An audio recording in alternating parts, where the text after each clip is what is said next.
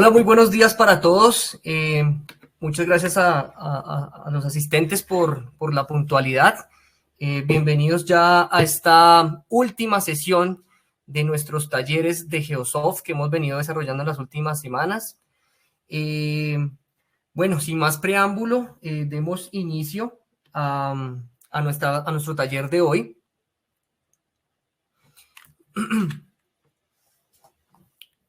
Quiero presentarme, permítanme un segundo, quiero habilitar mi cámara para presentarme.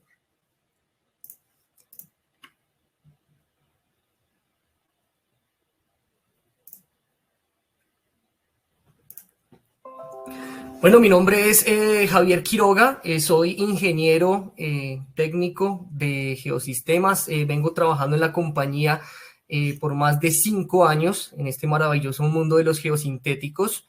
Soy ingeniero civil, ingeniero ambiental, magíster en estructuras, también especialista en geotecnia vial y pavimentos.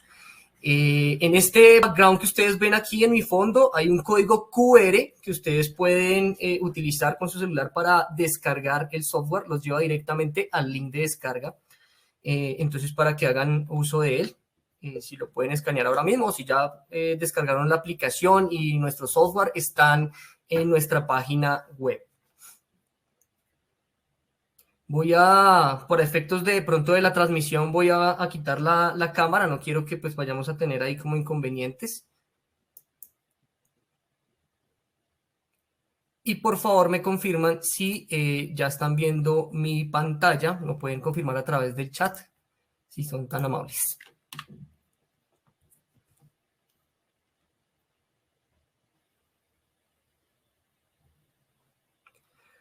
Bueno, ahora sí entremos en materia. Hoy en nuestro último módulo, en nuestro último taller, vamos a hablar del refuerzo en vías, en estructuras de pavimento con geomallas biaxiales coextruidas principalmente. Quiero hacerles un recorder y ya lo hemos visto pues, en las presentaciones anteriores del taller, pero vale la pena pues, volver a hacer énfasis en que Wavin somos los mayores fabricantes de geosintéticos en toda Latinoamérica, gracias a las 5 plantas que tenemos en los diferentes países. Pues también tenemos presencia en prácticamente todos los países de Centroamérica y Sudamérica, gracias a nuestras marcas Dual Brand, Amanco Wavin, Papco Wavin y Vivim Wavin. Bueno, haciéndoles este recorderis, ahora sí entremos a lo que vinimos, que es hablar de nuestro Geosoft. Ustedes saben que Geosoft, pues esta es nuestra última versión.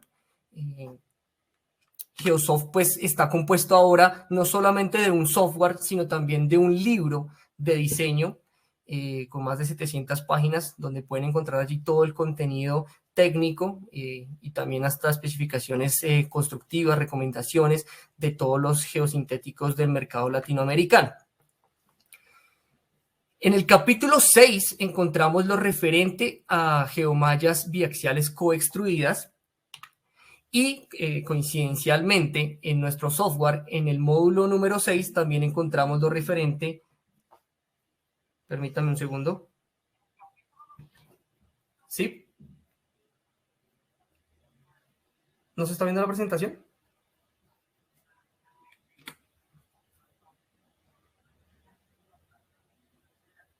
Ok, listo.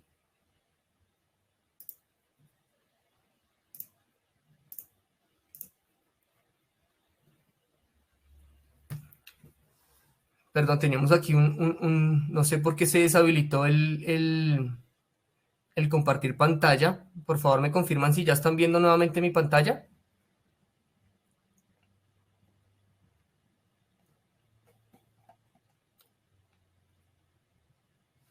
A través del chat, si me pueden confirmar si ya se está viendo la pantalla.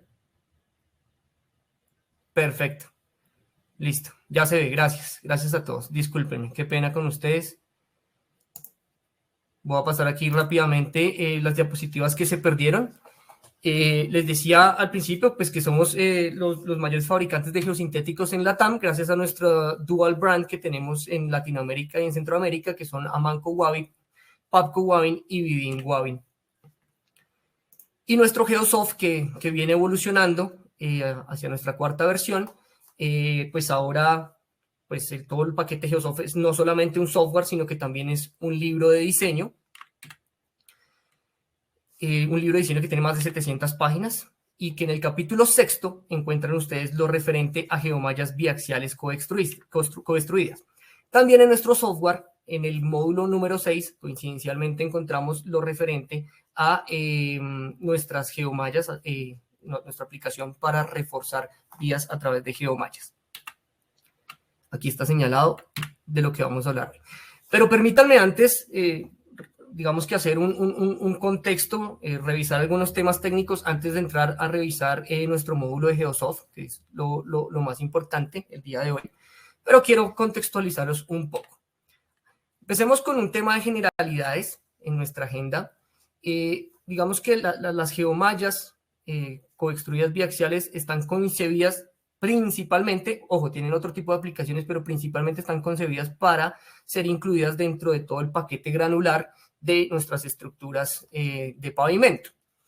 La ubicación de estas geomallas puede ser diversa. Puede ser a nivel de subrasante, puede ser a nivel de subbase, puede ser a nivel de la base.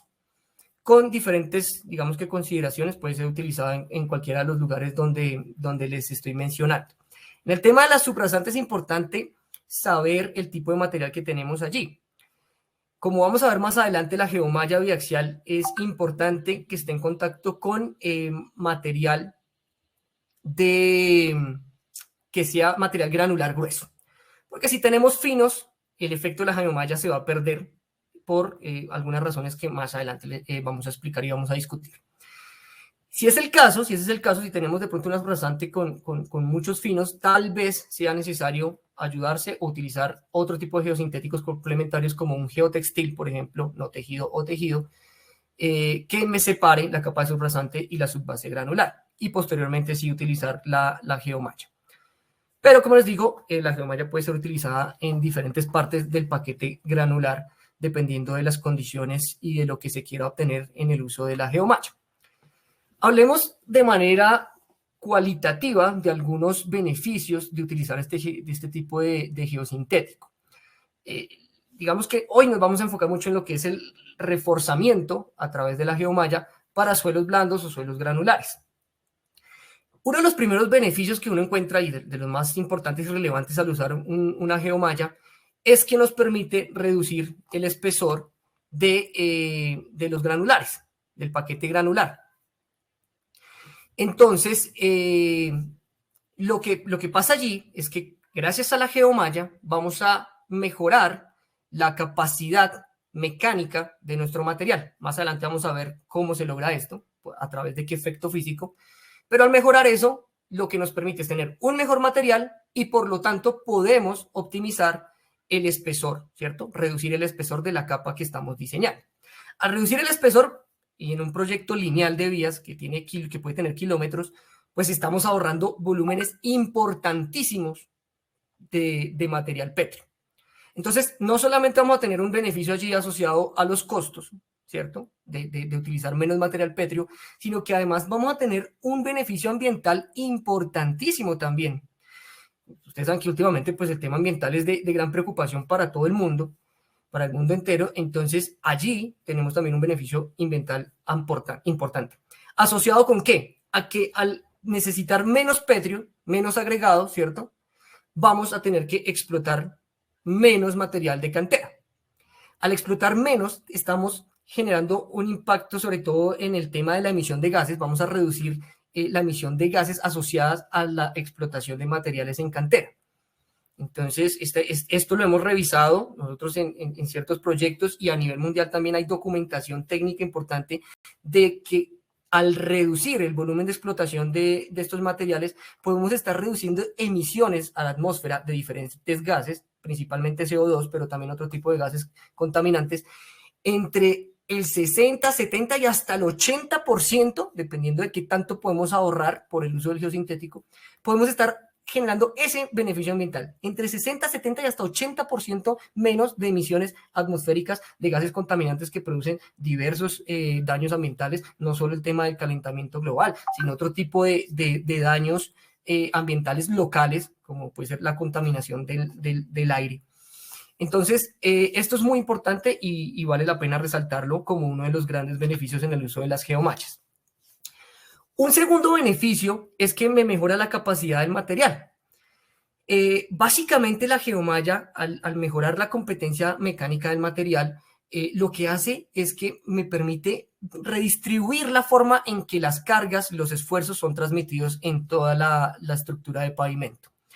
¿Eso qué me genera? Varios efectos. Vamos a verlo en detalle más adelante, pero así de forma rápida, me genera que la subrasante reciba los esfuerzos de diferente forma y esfuerzos incluso disminuidos, lo cual me ayuda a preservar la subrasante de mejor manera, o sea, aumenta la vida útil no solo de la subrasante, sino de toda la estructura en general del pavimento, ¿cierto? Y eso pues se representa en vida útil, en una vía que va a durar mucho más tiempo, ¿cierto? Y que va a durar en mejor estado. El tiempo que vaya a durar va a durar en mejor estado. Solo gracias a que la geomalla me mejora el material y me cambia la forma en que los esfuerzos son distribuidos finalmente hacia la subrasante. Solo por ese hecho voy a tener una vida útil más larga y de mejor serviciabilidad, por así decirlo, en el tiempo. Lo otro es que gracias a ese mismo efecto de distribución de los esfuerzos, ¿cierto?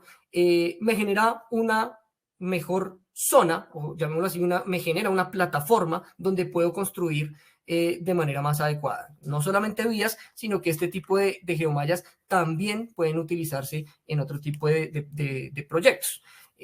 A nivel de cimentación o para generarme una plataforma constructiva en otro tipo por ejemplo, de edificaciones, de bodegas, etcétera. Esto no es el tema de hoy, pero quiero hacer énfasis en que se puede extrapolar a otro tipo de servicios a nivel de geotecnia.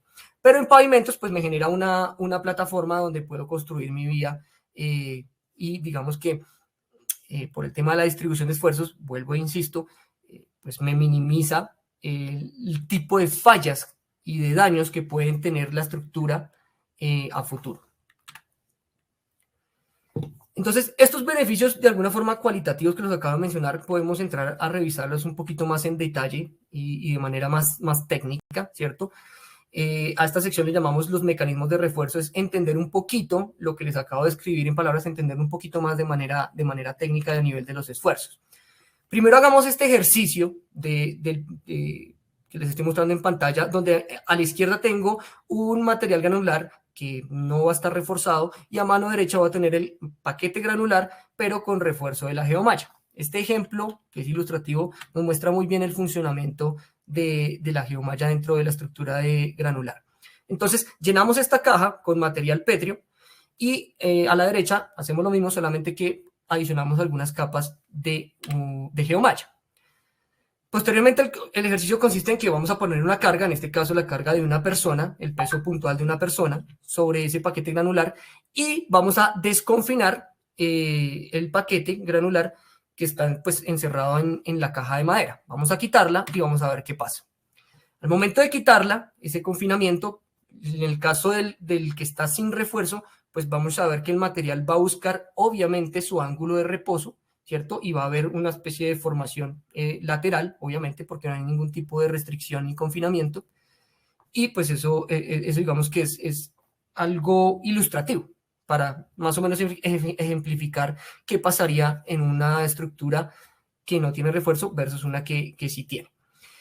En el caso del granular con refuerzo, la persona está, digamos, parada sobre el paquete granular, se quita la caja de madera, ¿cierto? El confinamiento lateral que tenemos allí en orden de ejemplificar, y vemos cómo el paquete granular se mantiene estable. Obviamente, el efecto de confinamiento lateral, la trabazón que hay allí del agregado producida por la geomalla, no permite que el material vuelva a su ángulo de reposo, es decir, que no hayan deformaciones laterales o desplazamientos laterales del material. Esto es una forma muy sencilla de mostrar pues, cuál es el objeto de una geomalla.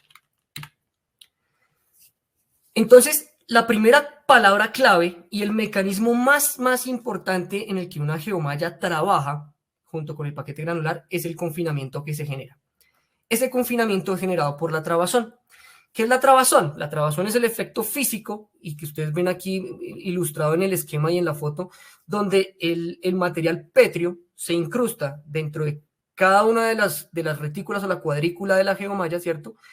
Y localmente genera esta trabazón del material. Esta trabazón del material, junto con un efecto de fricción que se empieza a generar en las zonas, digamos, en la vecindad o en las zonas aledañas a donde está la geomalla, ¿cierto? Ese efecto de trabazón se traduce también en algo de fricción. Entonces, trabazón directa entre geomalla y granular. Y la fricción que se empieza a generar entre los granulares que están cercanos a la zona de la geomalla genera el confinamiento total del material.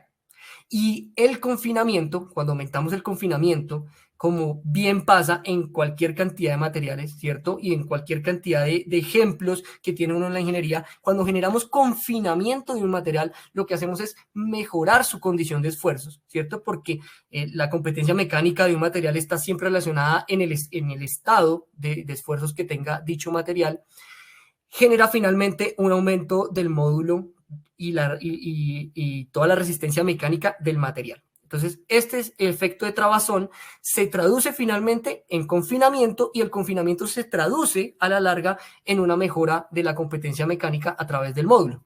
Así de sencillo. Esto es lo que se busca con una geomalla en términos técnicos, que haya un aumento del módulo o la resistencia del material. Este es el efecto más importante.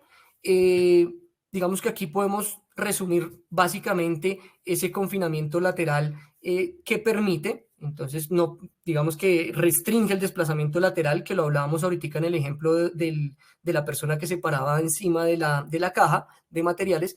Eso me permite que haya una restricción de ese desplazamiento lateral.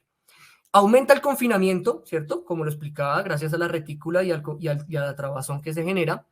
Mejora la distribución de esfuerzos sobre la subrasante, que eso lo hablábamos también ahorita cuando hablábamos cualitativamente de los beneficios, y esto lo hace porque tenemos un material de mejor competencia mecánica.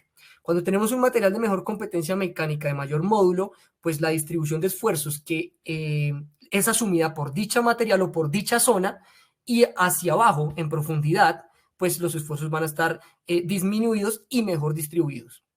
Entonces, por eso hay una mejora de la distribución de los esfuerzos. Y finalmente, pues tenemos también menores deformaciones, porque pues, si tenemos menores esfuerzos sobre las capas inferiores, principalmente hablando de la subrasante, pues las deformaciones también van a ser menores porque las deformaciones están directamente ligadas con los esfuerzos o las cargas que puedan transmitirse hacia un material.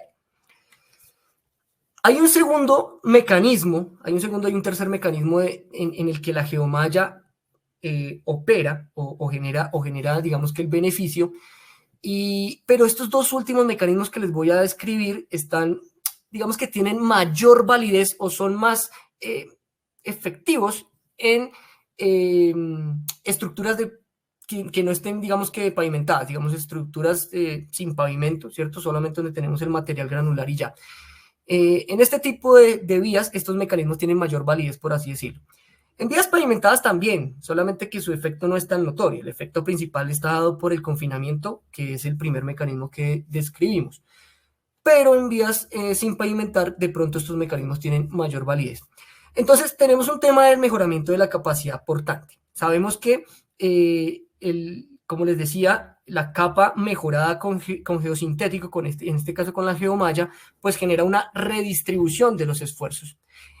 Lo que asegura que hacia la subrasante los esfuerzos no lleguen directamente, sino que lleguen, digamos que amortiguados, por así decirlo, gracias a la presencia de la geomalla. Digamos que de manera esquemática a la derecha podemos ver cómo sería la distribución de esfuerzos en un caso puntual donde no hay una geomalla, que sería la línea punteada en rojo, ¿cierto? Y al momento de incluir una geomalla, se genera la zona de confinamiento y se genera una redistribución de los esfuerzos, impidiendo que los esfuerzos lleguen de manera más puntual hacia la subrasante, lo que implica que la subrasante va a tener de alguna forma, podría traducirse en mejora de su capacidad portante. Hay un tercer mecanismo que es el efecto de membrana tensionada. Esto se debe a la deformación. Sabemos que los esfuerzos finalmente se traducen en deformaciones en los materiales, ¿cierto? Y pues finalmente, gracias a las cargas repetitivas del paseo de tráfico, hay unos esfuerzos que llegan a nivel de subrasante y esto se traduce en deformaciones. Estas deformaciones podría uno esquematizarla como la ven aquí, en este momento. ¿Esto qué se traduce? Que esfuerzos verticales finalmente, pues se traduce en deformaciones, no solamente también verticales, sino también deformaciones laterales, lo cual crea pues este efecto de concavidad en la geomalla y en los materiales. Entonces, cuando se genera este efecto de deformación, pues los esfuerzos también viajan a través de la geomalla, no solamente en dirección vertical, sino también en forma longitudinal en la geomalla. Es decir, que la geomalla empieza a asumir esfuerzos de tensión en su propio plano, ¿sí? Entonces, este efecto de membrana tensionada consiste en eso, en que la geomalla, por efectos de la deformación, empieza a asumir esfuerzos directamente, lo cual implica que los esfuerzos que se transmiten a la subrasante son mucho menores que si no existiera la geomalla. Ese es otro efecto, pero vuelvo y repito, generalmente en vías sin pavimentar, este efecto puede ser mucho más notorio y más válido. Aquí vemos, digamos, otra imagen que habla por sí sola, así como el ejemplo que les mostraba de las cajas. Esta es otra imagen. Tenemos un suelo blando que solamente tiene la presencia de un geotextil versus un suelo que ya digamos que tuvo un refuerzo de la geomalla. Paramos una persona a un lado de la otra y se da uno cuenta que a simple vista el efecto de la geomalla, por todos los mecanismos que mencionábamos anteriormente, pues provee esa plataforma constructiva.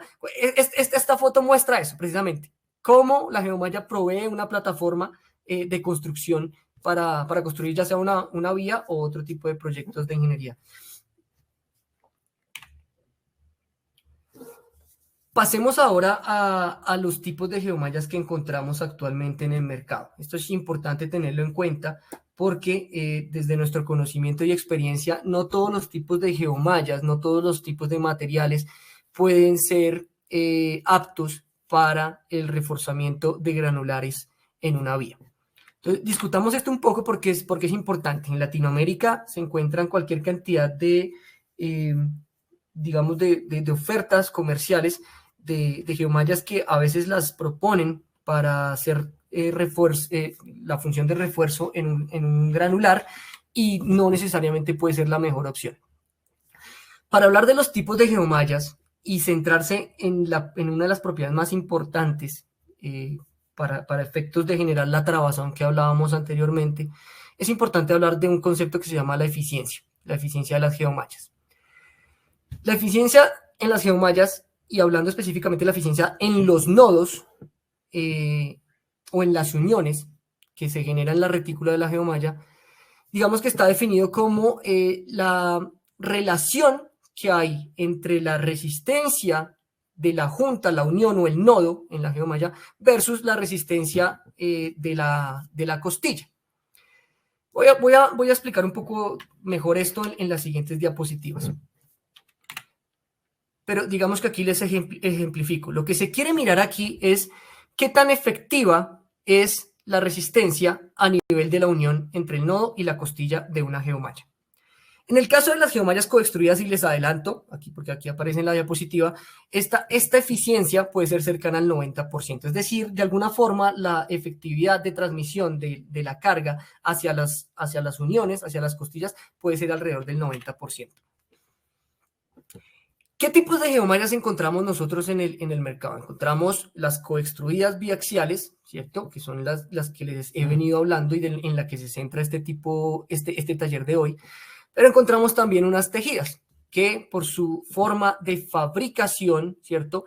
El nodo, digamos que, o la unión entre las fibras longitudinales y transversales se realiza de una forma diferente al tema de la coextruida. De alguna forma, la coextruida queda la unión digamos, podríamos decirlo de manera monolítica, ¿cierto? Como un solo material, con una continuidad. En el caso de las geomallas tejidas, esta continuidad no se puede dar, ¿cierto? Porque tenemos fibras en un sentido y en el otro y tienen que ser unidas de otra forma. Y en el caso de las geomallas del tercer tipo, que son las soldadas, estas uniones entre, digamos, las cintas longitudinales y las transversales, se puede estar dando a través de otro tipo de mecanismos como la termofusión, a través de calor. Entonces son diferentes tipos de uniones, ¿cierto? Que generan diferentes tipos de propiedades en la unión o en el nodo de estas geomallas. Entonces, esto tiene una afectación en el comportamiento y en el funcionamiento de estas geomallas. Quiero explicarles que lo más importante en el funcionamiento de estas geomallas es el efecto trabazón. Esto es lo que me genera el mecanismo de refuerzo, como ya les expliqué. Este efecto trabazón está ligado mucho a la rigidez que tenga la geomalla, tanto flexural como torsional, y está relacionada también a la resistencia o a la eficiencia en los nodos. Sin estas tres propiedades que les acabo de mencionar, no se puede generar una verdadera trabazón entre el agregado y la geomalla.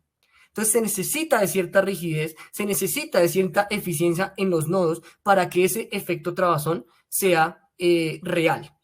Entonces, en el tipo de geomallas tejidas y soldadas, desafortunadamente, este efecto trabazón pierde bastante su validez.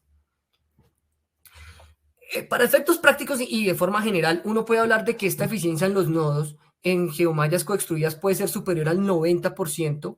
En el caso de las geomallas que PAPCO y Wavin en Latinoamérica ofrecen, estamos hablando del 95% de eficiencia según el ensayo de eficiencia de nodos que ya vamos a hablar más adelante.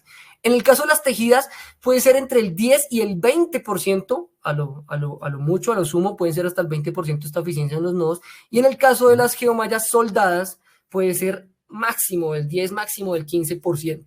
Entonces hay una diferencia sustancial en esta propiedad que les estoy hablando según el tipo de geomallas. Y esto tiene una influencia radical y muy importante tanto como en el diseño, que debería ser contemplado de alguna forma, y vamos a hablar ahorita más adelante de eso, como en el tema constructivo.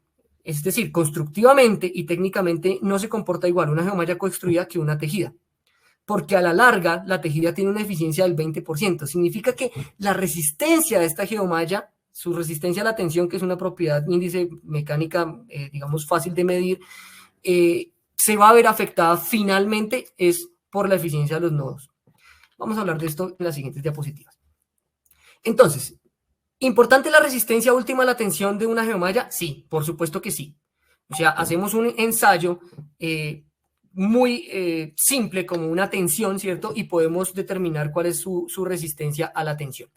¿Es importante? Sí, porque la geomalla finalmente trabaja la tensión, sobre todo cuando hablamos del efecto de membrana tensionada, donde decíamos que los esfuerzos verticales de alguna forma se convierten también en esfuerzos laterales que asume la malla como tensión, ¿cierto? Entonces, sí, es importante, claro que sí. ¿Es un síntoma de calidad de la malla? Por supuesto, es un síntoma importante de calidad. Entre más resistencia, pues mucho mejor. Pero no es lo más importante, ojo, no es lo más importante en este caso puntual cuando hablamos de una geomalla que va a reforzar un paquete granular. Y donde tenemos que garantizar es un efecto trabazón. Y el efecto trabazón de la geomalla no está ligada con su resistencia a la tensión, o no directamente, o no es lo más importante, está ligada con otro tipo de propiedades. ¿Con qué propiedades? Uno, con la eficiencia en los nodos, vuelvo e insisto. Dos, también con la rigidez flexural, ¿cierto? Y tres, con la rigidez torsional. Estas tres propiedades me garantizan que el efecto de trabazón sea verdadero, sea real. Entonces, es por eso que tenemos que tenerlo muy en cuenta al momento de diseñar, al momento de construir y de reforzar un granular con geomallas. Que el efecto trabazón sea garantizado. En una geomalla tejida no va a pasar, porque la eficiencia de los nodos es muchísimo más baja, hablamos de 20%, y porque su rigidez flexural y torsional es también sustancialmente más baja.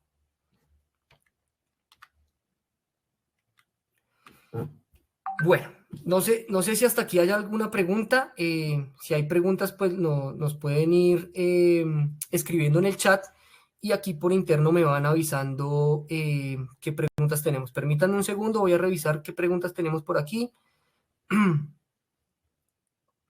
Bueno, aquí hay una buena pregunta remitida a algunas diapositivas atrás cuando hablamos de que a nivel de subrasante a veces se puede utilizar o se debe utilizar un geotextil. Nos dice Jason Guzmán, la geomalla entre la subrasante y la subbase granular, el geotextil que sugiere iría en la parte superior o inferior de la geomalla. Es una buena pregunta, es una pregunta constructiva y es, o sea, es completamente válida. Digamos que la función de un geotextil allí sería la de garantizar la separación entre el material de subrasante y el paquete granular. Entonces, digamos que si hay necesidad de esto es porque, uno, la subrasante tiene contenido de finos y los finos podrían empezar a incrustarse o a mezclarse dentro del paquete granular, lo cual tiene efectos desastrosos. Cuando los finos se empiezan a mezclar con el paquete granular, pues básicamente altera mi capacidad de drenaje de la capa, ¿cierto? Porque me tapa toda la porosidad por donde el agua podría drenar fácilmente. Entonces me disminuye la capacidad de drenaje, lo cual tiene efectos adversos y negativos a futuro. Y dos, me disminuye la capacidad portante del material. Porque así como el fino se empieza a mezclar dentro del paquete granular, el granular también empieza a migrar hacia la subrasante. Entonces me genera que pérdida del granular en el mediano y en el largo plazo, y esa pérdida significa o se traduce literalmente en una pérdida de la capacidad de mecánica del material. Entonces tiene esos dos efectos adversos. ¿Cómo prevenimos esos dos efectos adversos de los que acabo de hablar?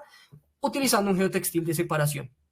Entonces, se pondría encima, justo encima, o se extendería el geotextil justo encima de la subrasante para prevenir esa migración. Y encima pondríamos la geomalla. Entonces, primero iría el geotextil de separación y encima pondríamos la geomalla.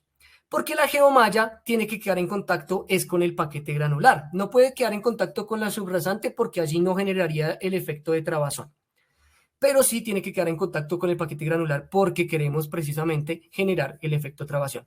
Entonces, Jason, la respuesta es así.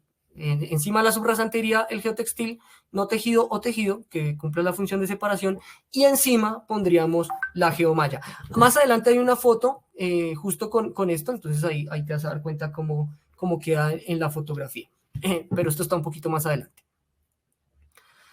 Otra pregunta que tenemos por acá, ¿el tipo de material o la angularidad de las partículas no influye en la trabazón de los agregados?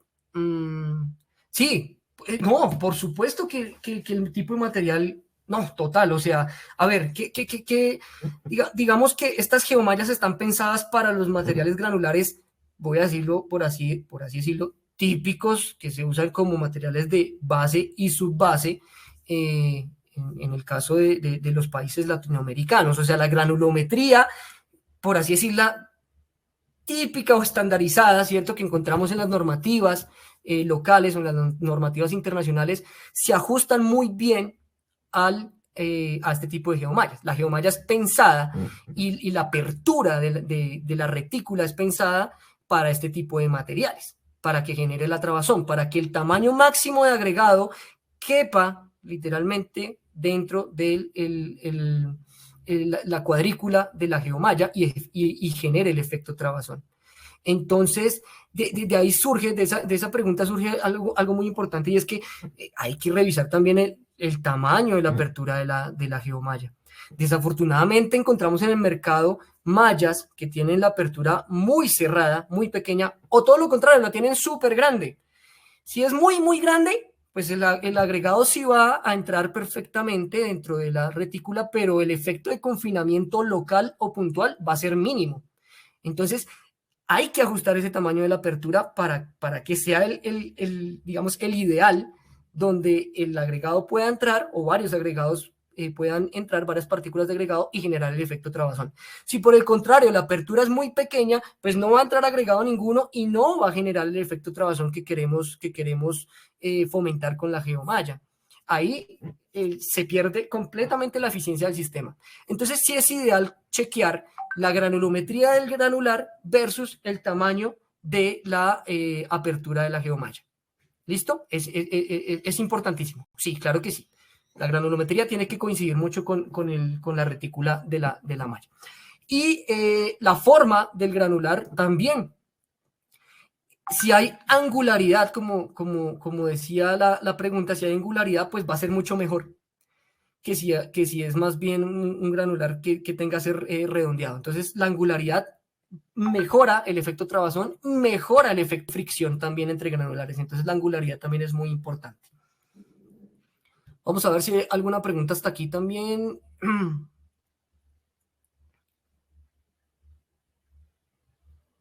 En este momento, sí, para que sepan, estoy aquí contestando preguntas y estoy en la misma diapositiva de la agenda, en el punto 4 de metodología de diseño. No está congelada la presentación, estoy simplemente respondiendo las preguntas que tenemos hasta el momento.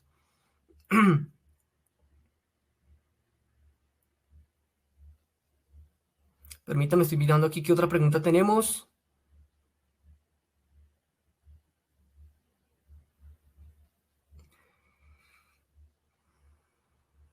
Bueno, aquí nos preguntan sobre la resistencia de las geomallas, si hay una resistencia mínima en los nodos. Bueno, digamos que dependiendo de la metodología que utilice uno de diseño, aquí vamos a hablar de la metodología, aquí vamos a hablar de una metodología y la forma en que nosotros diseñamos este tipo de geosintéticos. Pero si digamos se utiliza una metodología diferente a la AASHTO, que es la que vamos a ver hoy para el diseño del pavimento, hay que saber introducir la geomalla dentro de la metodología que ustedes estén seleccionando. Hoy vamos a ver una forma que es la AASHTO y son digamos que unos coeficientes que mejoran la capacidad del material gracias a la introducción de la geomalla. Pero si es otra metodología, hay que tener muy, muy en cuenta que dependiendo del tipo de geomalla que involucremos, hay que afectar esa resistencia por la eficiencia en los nodos.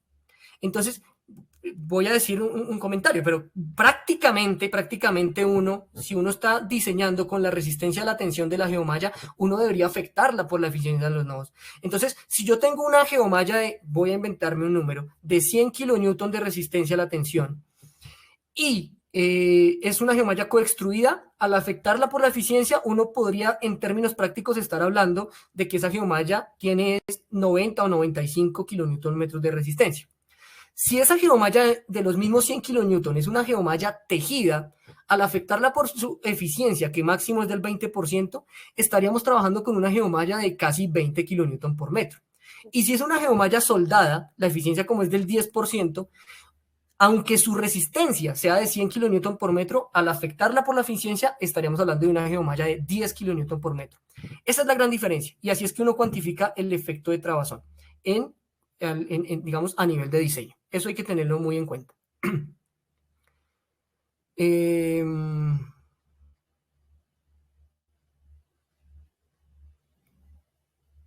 Ok, aquí nos vuelven a preguntar sobre el tamaño de la partícula y la abertura. Bueno, esto creo que ya lo respondí en la primera pregunta.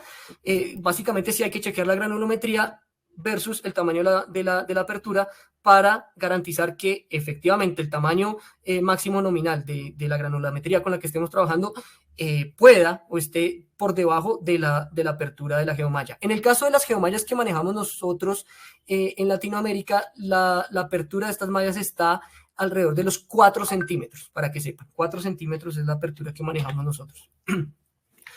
Bueno, sigamos con nuestra presentación y por favor sigan haciendo sus preguntas que más adelante las respondemos. Entonces, hablemos ahora sí un poco de la metodología de diseño, por lo menos la que está programada en nuestro Geosoft y con la que nosotros, digamos que realizamos nuestras propuestas y nuestros diseños técnicos.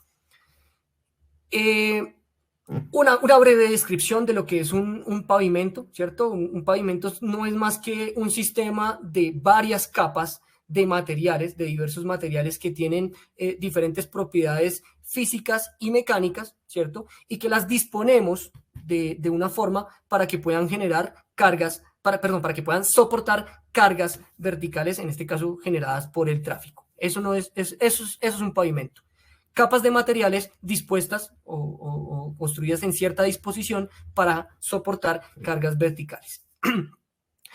Esta disposición generalmente, y por la experiencia y por todo el conocimiento que se ha desarrollado a través de la historia en la construcción de vías, esta disposición de los materiales generalmente va de, si hablamos desde la subrasante hacia arriba, va del material con menor competencia y vamos subiendo con materiales cada vez de mayor competencia mecánica hasta llegar a la carpeta asfáltica si es que es una vía pavimentada o hasta llegar, digamos, a un concreto rígido, si es otro tipo, ¿cierto? Si es un pavimento rígido y no es un pavimento flexible. Esa es la forma en que, digamos, se considera. Digamos que como los primeros materiales que se ponen son de una competencia mecánica inferior, de alguna forma se busca compensar que esta carencia de los materiales inferiores a través de su espesor. Entonces, por lo general, es usual que los materiales inferiores pues tengan unos espesores mayores. Esto es por tema constructivo, por tema de cómo operan los esfuerzos hacia las capas inferiores. Bajo esa premisa es importante decirlo porque en algunos casos he visto por allí algunos diseños donde digamos que la base granular es superior a la subbase, por ejemplo. La subbase es inferior a la base granular y constructivamente y desde la concepción de cómo funciona un pavimento, digamos que no es lo más recomendable. Entonces, generalmente buscamos que la subbase granular sea de mayor espesor que la base granular o al menos del mismo espesor. Esto lo digo porque en el software está pensado así. Digamos que el software está diseñado para que la estructura final del pavimento tenga esta lógica dentro de sus resultados. La idea del pavimento finalmente es disminuir, ¿cierto? Todo este paquete granular es que disminuya o amortigüe los esfuerzos que se van a ir hacia el suelo natural, es decir, hacia la subrasante, que finalmente es la que sufre, la que empieza a tener deformaciones y esto se traduce finalmente hacia los paquetes granulares superiores hasta llegar hasta la carpeta asfáltica y generar daños. Entonces, eso es lo que se busca, que el paquete amortigüe un poco los esfuerzos que llegan a nivel de suelo natural. La metodología de diseño digamos en que nos basamos para incluir el efecto de las geomallas es la AASHTO del 93. Eventualmente es la más utilizada en los países de Latinoamérica, pese a que en 2002 hubo por allí documentos adicionales de la AASHTO para el tema de diseño de pavimentos y también en 2008. En 2008 también hubo una versión con ciertas modificaciones en la concepción de la metodología.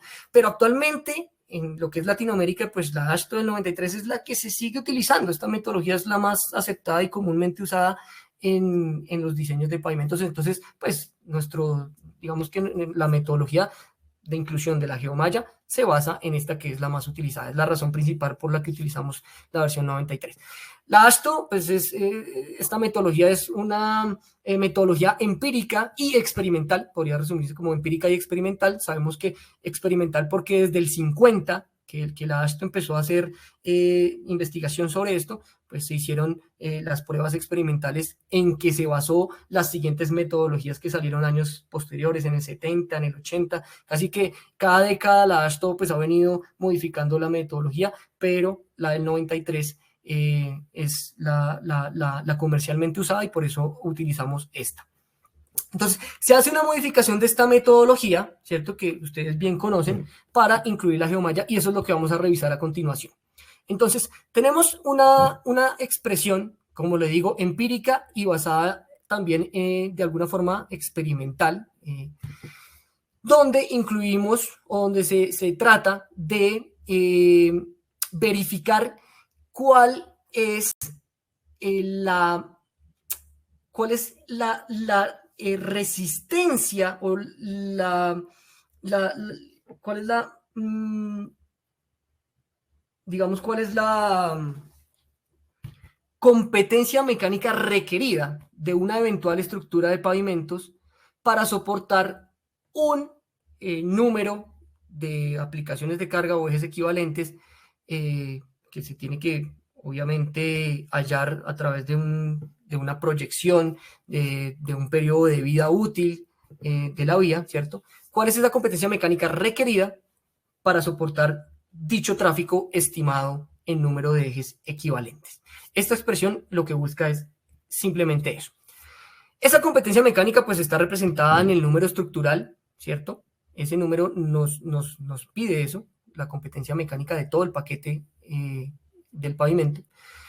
Tenemos el número de aplicaciones de carga de 8.2 toneladas, que es la variable de W sub 18, que el 18 significa la masa del eje en kips, ¿cierto? En kilolibras. Y tenemos otro tipo de variables, por ejemplo, como es el Z sub R, que es la desviación estándar normal. Esta desviación estándar es la confiabilidad normalizada en una desviación estándar normal. Es la confiabilidad. La confiabilidad que podríamos, la variable, digamos, es R, y que esta confiabilidad está asociada a la incertidumbre que hay detrás del resto de variables de la metodología. También tenemos allí un error estándar, ¿cierto? Que esto está también asociado con la posibilidad de error en la estimación de ciertas variables. En este caso, por ejemplo, de variables como la del tránsito. Entonces, estos parámetros son estadísticos y lo que intentan es aminorar las probabilidades de error, de alguna forma, y considerar toda la incertidumbre que hay detrás de la metodología, porque incertidumbre va a haber en cuanto a la calidad de los materiales, en cuanto incluso hasta el clima tiene una componente allí, la estimación de variables como el tráfico, todo esto se incluye de alguna forma, se trata de incluir probabilísticamente en este tipo de expresiones y a través de estas variables puntualmente. Allí también tenemos los índices de serviciabilidad. Entonces, esta metodología es interesante porque otras metodologías no incluyen esto. Esto intenta incluir qué nivel de serviciabilidad quiero tener o va a haber al principio en el funcionamiento o construcción de mi vía y cuál es la serviciabilidad esperada al final de la vida útil de mi vía. Entonces, aquí hay algo importante. Si la diferencia, la variable aquí dentro de la ecuación es el delta PSI. Si esta delta PSI es pequeño, significa que yo espero que desde el inicio de mi vía hasta la final de la vida útil, la serviciabilidad baje o disminuya prácticamente nada. O sea, si este delta PSI tiende a 0, ¿cierto? Significa que el diseñador está esperando que el daño sea mínimo al final de la vida útil. Lo cual significa que variables o valores pequeños de delta PSI significan estructuras o se traducen al final de cuentas en estructuras más robustas. Entonces hay que tener en cuenta eso. Valores típicos de esto, pues digamos que la serviciabilidad inicial generalmente se establece entre 4 o 4.2. Esto lo vamos a ver en el software, en las ayudas que tenemos allí. Y la serviciabilidad final, pues también dependerá mucho del criterio del diseñador en base a lo que les acabo de decir, pero generalmente está alrededor de 2, 2.5, 2.7 este parámetro. Y esta ecuación se basa mecánicamente en el módulo resiliente. El módulo resiliente de la subrasante que ojalá, o sea, lo que se espera generalmente es que este módulo resiliente sea hallado a través de ensayos de laboratorio, pero si no, pues generalmente hay correlaciones que también las vamos a mostrar en el software, donde relacionan el CBR con el módulo resiliente. Pero entonces ahí está el componente técnico y mecánico de la ecuación, a través del módulo resiliente. Con esta serie de variables uno pues halla cuál es la competencia mecánica requerida de todo el paquete de pavimento, ¿cierto? Para el cual vamos a diseñar. Entonces tenemos por otro lado una segunda expresión. Una vez ya tenemos hallado el número estructural, ¿cierto? Que busca cuál es la capacidad estructural requerida de nuestra vía. Entonces ahora esto lo tenemos que traducir en espesores y en materiales. ¿En qué tipo de materiales, en qué tipo de espesores van a cumplir con esa exigencia mecánica que me está pidiendo el número estructural?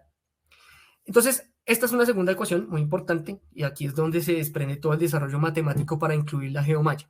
Entonces, en un caso muy sencillo donde tenemos la carpeta asfáltica, la base granular y una subbase granular, es decir, 3 capas en total, la expresión que digamos que relaciona el número estructural con los espesores es la que ustedes ven aquí en pantalla.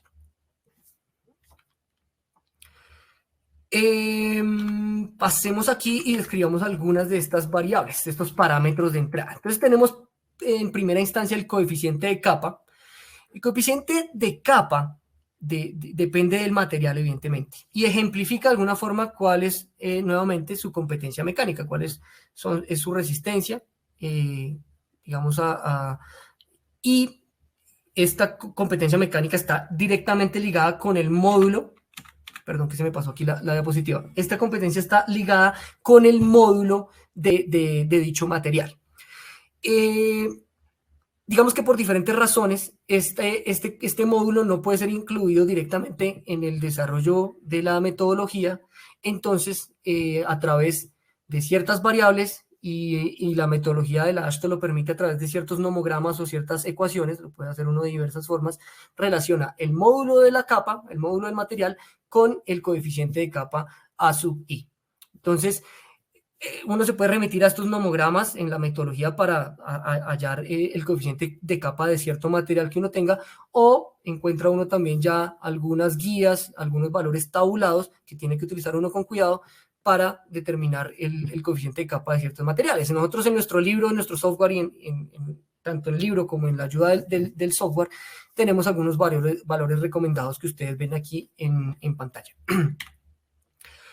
Algo muy importante para el pavimento y las propiedades de los materiales que utilizamos allí, pues es su capacidad de drenaje. Sabemos que es importante evacuar el agua dentro de nuestra estructura de pavimento para prevenir un cambio en la forma en que los esfuerzos se transmiten a las capas inferiores. Entonces, drenaje hay que garantizarlo. Entre mejores materiales utilicemos con capacidad drenante mayor, pues mucho mejor. Entonces, esto también la metodología lo incluye, ¿cierto? Nuevamente, uno se puede remitir también a la metodología ASHTO, o pues ya encuentra uno en nuestro software, libro libro y software, directamente encuentra uno también este tipo de ayudas que le ayudan a seleccionar los coeficientes de drenaje más apropiados para el material que uno tenga. Esto depende mucho, este coeficiente de drenaje depende de qué, de qué tan rápido el material puede evacuar agua, ¿cierto? Entonces, si la evacuación del agua, la metodología la trata de cuantificar, dependiendo de las horas, los días o las semanas que el material puede expulsar el agua, ¿cierto? Entonces lo clasifica en un tipo de calidad de drenaje: excelente, bueno, justo, deficiente o muy deficiente. Y por otro lado dice, no solo basta con saber qué tan bueno es mi material drenando, sino que también tengo que saber la exposición. ¿Qué tanto o qué tanto tiempo va a estar expuesto mi material a procesos de humedad que me puedan saturar el material? Entonces, esto se cuantifica así. Sí, digamos que se cuantifican estos porcentajes que ustedes ven en la tabla, pero básicamente lo que estos porcentajes representan es qué tantos días del año hay lluvia en la zona de mi proyecto que pueda generar humedad en mi material. Entonces, se cogen el número de días en el año que puede haber lluvia en la zona y se divide entre 365. Eso nos da un porcentaje digamos, un porcentaje de tiempo en que puede haber exposición a la humedad, y ese es el porcentaje que está aquí cuantificado en esta tabla. Así podemos entrar a seleccionar un rango, un valor adecuado para el coeficiente de drenaje. Ahora hablemos de lo que venimos a hablar aquí, que es básicamente cómo cuantificamos el aporte estructural de la geomalla al material. Esto lo hacemos a través de lo que se llama el LCR, que esto es por sus siglas en inglés, Layer Coefficient Ratio. Gracias a este coeficiente podemos incluirlo de alguna forma en la metodología para que podamos representar cuantitativamente ese aporte de la geomalla. Entonces, ya habíamos hablado de esto, de la eficiencia de los nodos. Aquí vale la pena volver a retomar este tema, y es que este coeficiente de capa de alguna forma está asociado al tipo de geomalla que tenemos. No es lo mismo una geomalla coextruida, que ya sabemos que su eficiencia puede ser de superior al 90% en los nodos, que una geomalla tejida, que tiene solo el 20%, o una soldada, que es digamos que la peor en cuanto al tema de la eficiencia en los nodos, que puede ser cercana al 10%. Entonces, ¿el LCR está asociado al tipo de geomalla? Sí. Vamos a ver más adelante cómo se calcula el LCR, pero si uno utiliza una metodología diferente a esta, ¿cierto? Hay que contemplar la eficiencia en los nodos dependiendo de la geomalla que nosotros tengamos. Eso es súper claro. Si usted utiliza una metodología diferente y usted no conoce el LCR de la geomalla que va a utilizar, tiene que mirar la forma de incluir la eficiencia en los nodos en la metodología de diseño que usted utilice.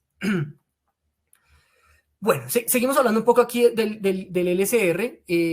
Básicamente, en la gráfica se muestra cuál es el LCR para las geomallas que nosotros manejamos comercialmente a nivel Latinoamérica.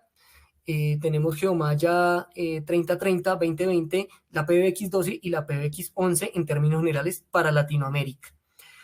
Estas geomallas, pues, como les digo, como la forma fácil de caracterizarlas es su resistencia última a la tensión. Entonces habla uno de geomallas de 30, de 20, de 19, de 19, de 29 kilonewton metro. Les acabo de mencionar las resistencias últimas de las 4 geomallas que tenemos en el mercado latinoamericano. Entonces, ¿es una forma de representarla? Sí, uno habla de una geomalla a través de su resistencia última. ¿Qué es el parámetro más importante para el caso de refuerzo en granulares? No, no es el parámetro más importante. El parámetro más importante en términos técnicos es la eficiencia en los nodos y en términos de diseño es el LCR en esta metodología puntual basada en la AASHTO 93.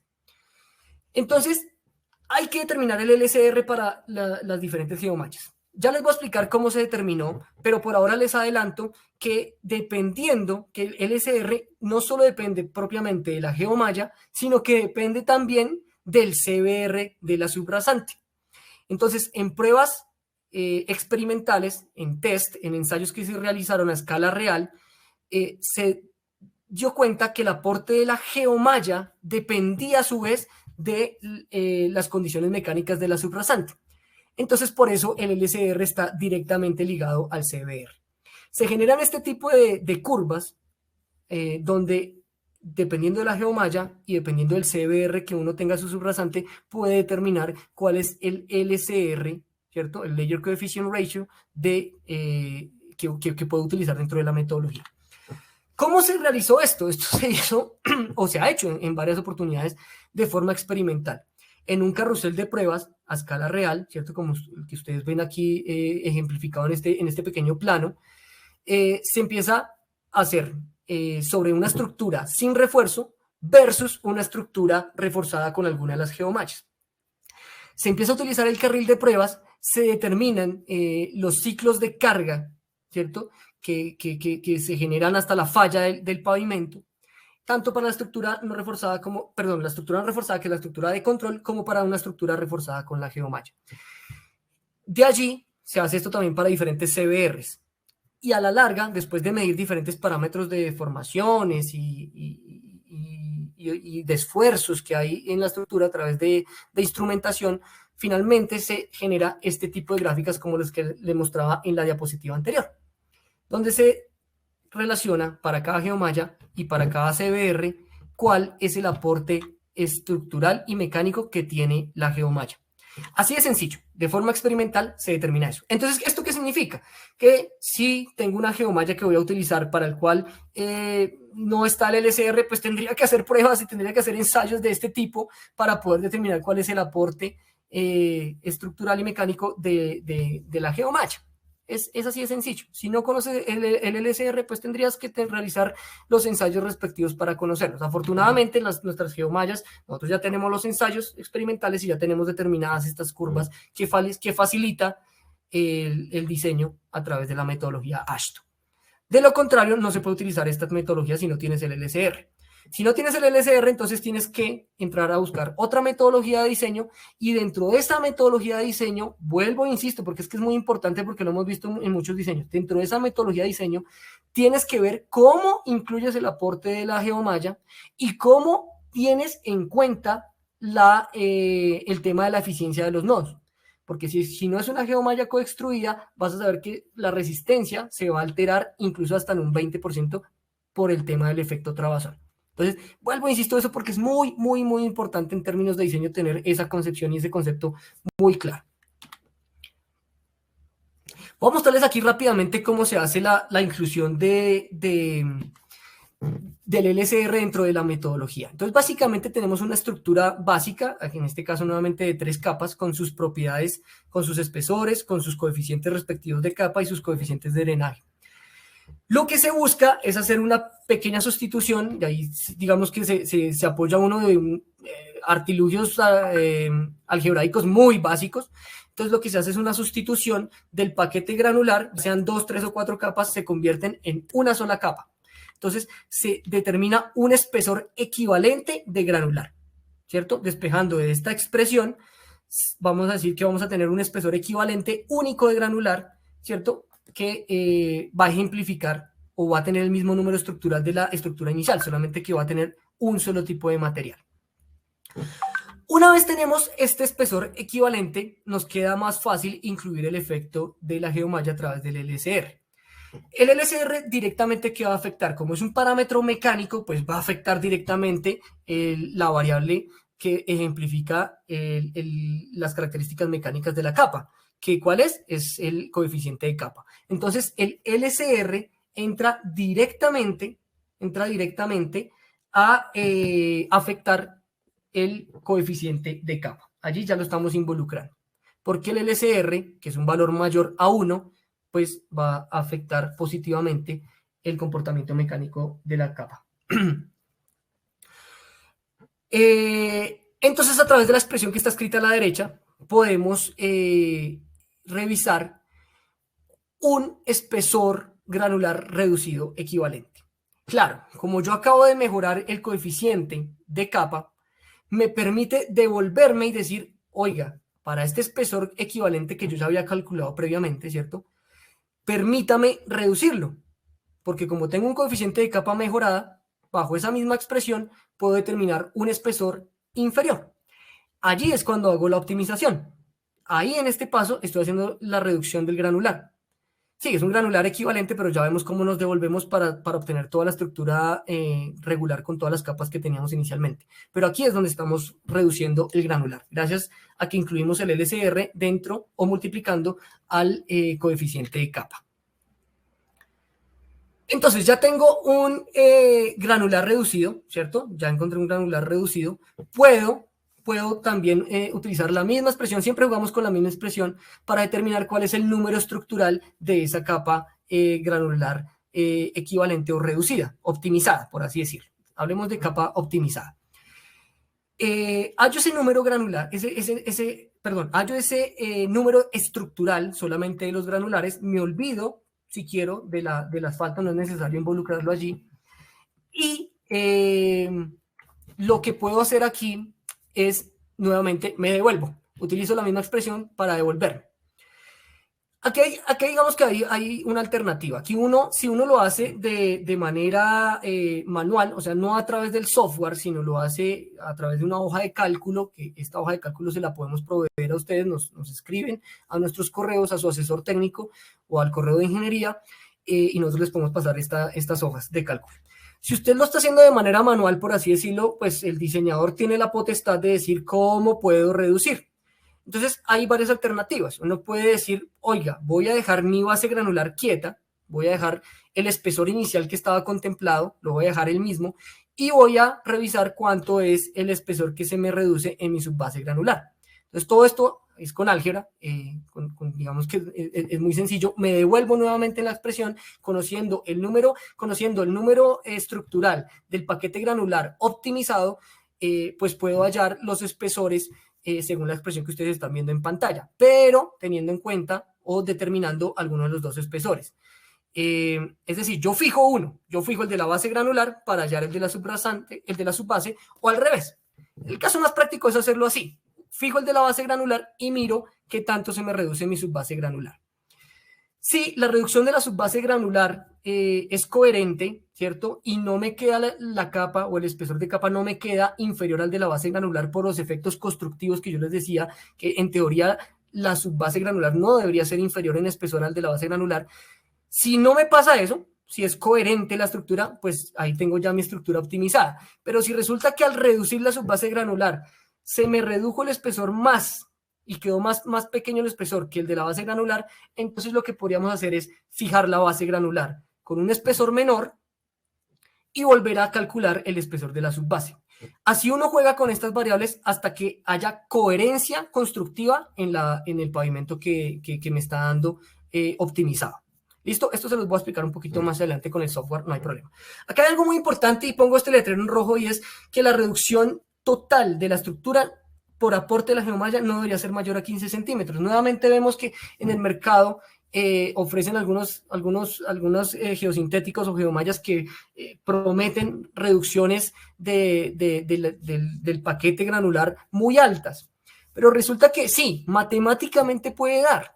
Y nos ha pasado. Anteriormente en el software anterior no se tenía en cuenta esta consideración y eventualmente bajo ciertas condiciones usted utilizaba el software y resulta que le daba una reducción de 20-25 centímetros del paquete granular. Entonces, matemáticamente da, pero constructivamente y conceptualmente no es beneficioso. Entonces, por experiencia, hemos limitado las reducciones de la geomalla al espesor de granular a 15 centímetros. En total no debería reducirse más de 15 centímetros. ¿Y por qué es esto? Esto es coherente. Acuérdense que cuando hablábamos del efecto trabazón y del efecto friccionante que se genera de forma aledaña a donde usted pone la geomalla, digamos que este efecto no es infinito. Uno pone un geosintético y no puede esperar que la geomalla, su efecto de trabazón y de fricción vaya hasta el concreto asfáltico y vaya hasta la subrasante. No, esto tiene un límite. Físicamente este efecto de confinamiento tiene un límite y ese límite puede ser perfectamente 8 centímetros por arriba y 8 centímetros por debajo. Entonces, por eso limitamos a 15 centímetros esto. Esto es conceptual y esto está concebido en el nuevo Geosoft, esta limitación. Entonces, uno debería esperar que el Geosoft nunca genere una optimización mayor a 15 centímetros porque constructiva y conceptualmente no estaría bien. Porque pone en riesgo uno el comportamiento de la estructura para otro tipo de fenómenos de falla. Entonces, no queremos eso. No queremos comprometer la estructura para otro tipo de fallas, ya sea por fatiga, por agüellamiento, por otro tipo de patologías que se pueden generar en el proyecto debido a que hay escasez de paquete granular. Entonces, eso es muy importante. Entonces, esto aplica no solamente para nuestras geomallas, sino esto debería ser para cualquier tipo de geomallas que ustedes con lo que ustedes diseñen. Uno debería conocer, preguntarle a su proveedor, ¿cierto? ¿Cuál es el máximo, digamos que, optimización esperada en tema de reducción de espesores y que esto debería ser consciente o consecuente con la eficiencia en los nodos? Es de esperarse que una geomalla que no tiene una eficiencia alta, ¿cierto? Pues no permita el efecto trabazón y el efecto friccionante en mucho menos de 15 centímetros. No debería pasar. O sea, si nosotros para las coextruidas lo hemos determinado en 15 centímetros, en otro tipo de geomallas, esta influencia de la geomalla debería ser mucho menor por el efecto trabazón, por el efecto de los nodos que hemos hablado en toda la presentación, a lo largo de toda la presentación. Ya estamos cercanos a terminar. Revisemos rápidamente un ejemplo de diseño, digamos que de manera manual, cómo se haría como el paso a paso. Después revisamos este mismo ejemplo en el Geosoft, que es lo importante el día de hoy, y terminamos con algunos temas constructivos. Entonces, un ejemplo muy sencillo, nuevamente tenemos aquí 3 capas de materiales, incluidas del asfalto, nos dan los espesores, que están los determinados allí en pantalla en el esquema, nos dan los coeficientes ya de capa, nos dan los coeficientes de drenaje, tenemos un CBR del 7.3%, ¿cierto? Y también tenemos un número de ejes equivalentes determinado allí de 10 millones de ejes. Esto sale pues del estudio de la vía, de la proyección de tránsito que se haya hecho para este caso de ejemplo. Aquí hay un resumen, básicamente lo anterior lo resumo en esta tabla, ¿cierto? Los espesores en centímetros, los pasamos a pulgadas porque sabemos que la metodología AASHTO trabaja en pulgadas, sus respectivos coeficientes, y aquí mismo ya se hace el cálculo del número estructural, multiplicando las variables que ya conocemos, espesor por coeficiente capa por el drenaje, pues nos da un respectivo número estructural. Finalmente sumamos este número estructural de todas las capas, ¿cierto? Y vamos a tener un número estructural, una competencia o un requerimiento mecánico traducido en el número estructural total de la estructura, que en este caso puntual de este ejemplo es 6.44. Entonces, ¿qué procedemos a hacer? Vamos a hacer el ejemplo de lo que les mostré ahorita paso a paso de cómo se modifica la metodología, que es muy sencillo, pues vamos a hacerlo ahora con números.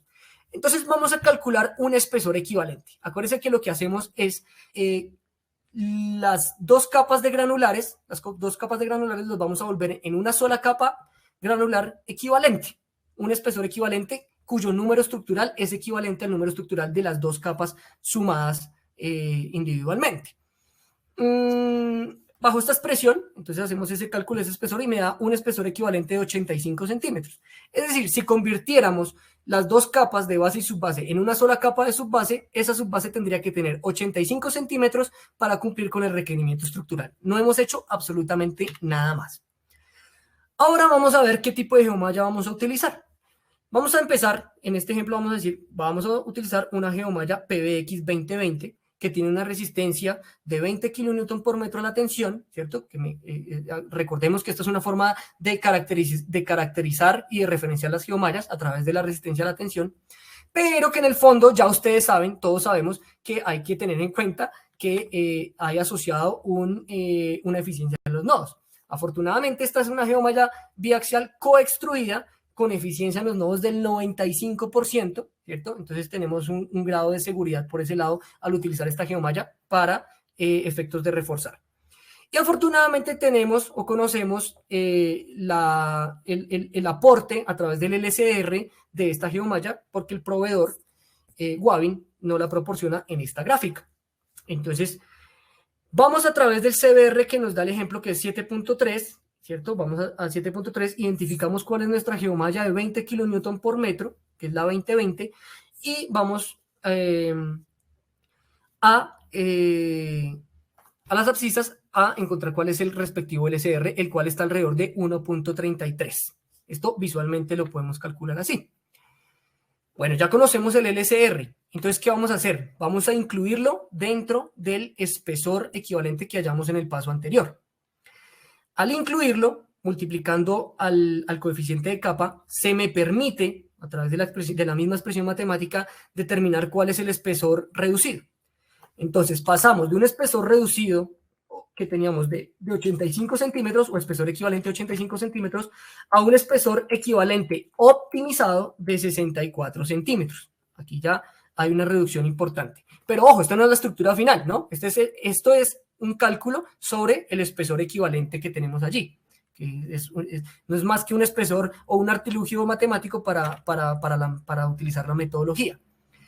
Entonces, tengo un número estructural, digamos que del granular, solamente del granular reducido, ¿cierto? Que en este caso lo calculo y me da 4.02, ¿cierto?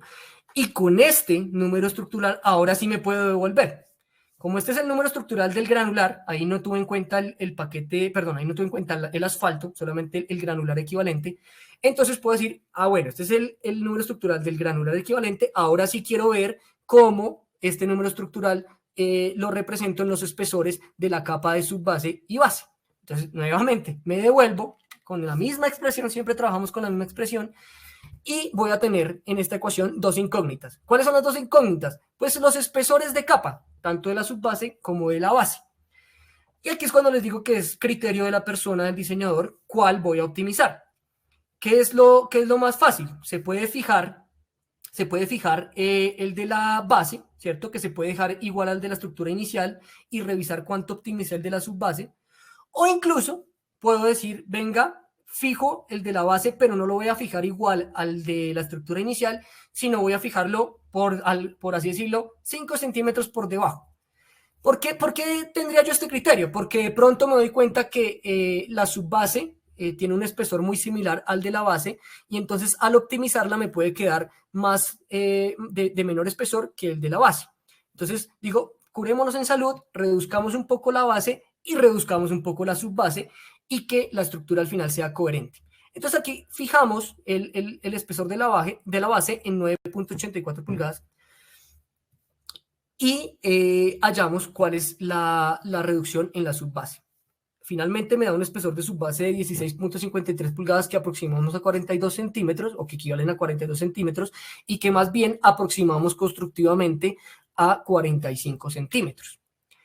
Eso que les acabo de decir, pues lo resumo aquí en esta tabla, donde tengo el espesor inicial el espesor inicial de cada capa, ¿cierto? Y el espesor reforzado. Entonces vamos a ver que la carpeta asfáltica la dejamos igual, de 15 centímetros. Acá hay preguntas importantes. Generalmente nos dicen que si el asfalto eventualmente podría reducirse. Eventualmente podría reducirse, pero esto es algo que se tiene que hacer con mucho cuidado, con criterio y argumento del diseñador. Sí, la metodología me permite llegar hasta el asfalto, ¿cierto? Porque de alguna forma puedo garantizar el número estructural total. Pero hay que tener mucho cuidado cuando uno se mete ya con la carpeta asfáltica a reducirla, porque nuevamente entra uno de pronto a afectar otro tipo de patologías que pueden generar daño en todo el pavimento. Entonces hay que hacerlo con cuidado. ¿Se puede? Sí, la metodología lo permite, sí, evidentemente, pero hay que tenerlo con mucho cuidado. En este caso dejamos el asfalto quieto, vamos a dejarlo con unos 15 centímetros. Y como en el proceso, durante el proceso, yo establecí que la base la iba a reducir 5 centímetros, entonces la base pasó de 30 centímetros a 25 centímetros. Y lo que hice fue hallar cuánto se me reducía la subbase. Y pasó de 50 centímetros a 45 centímetros. Es decir, que en total reduje 10 centímetros, 5 centímetros en la base y 5 centímetros en la subbase. Porque lo hice de manera manual y tuve, digamos que la potestad de elegir dónde quería de alguna forma yo la reducción. Otra cosa importante, lo que se hace en diseño pues debe ser lógico con lo que se proponen los planos para posterior construcción. Si yo estoy reduciendo la base y la subbase, ustedes esperarán, o sea, será de esperarse que la geomalla pues tenga interferencia tanto en base y en subbase. ¿Qué significa eso? Que si desde la concepción del diseño yo reduje en las dos, pues ¿dónde tiene que ir la geomalla ubicada dentro del paquete granular? Pues debería ir entre la capa de subbase y la capa de base, para que el efecto de trabazón y de fricción y de confinamiento total pues tenga efecto tanto arriba como abajo de la geomalla, es decir, en la base y en la subbase. ¿Me hago entender? O sea, es importante que lo que se conciba en diseño sea coherente en la construcción. No puedo reducir la base y la subbase si voy a poner la geomalla a nivel de subrasante. No sería tan lógico. Entonces, son pequeños detalles, pero que no, a la larga no se tienen en cuenta en todas las fases del proyecto, que es desde la concepción del diseño hasta la construcción. Entonces, seamos consecuentes desde el principio y seamos organizados, que si yo propongo que se van a reducir la base y la subbase, pues la geomalla debería ir en medio de las dos capas, por así decirlo. De lo contrario, si solamente yo optimizo la subbase, pues la geomalla debería ir a nivel de la subbase.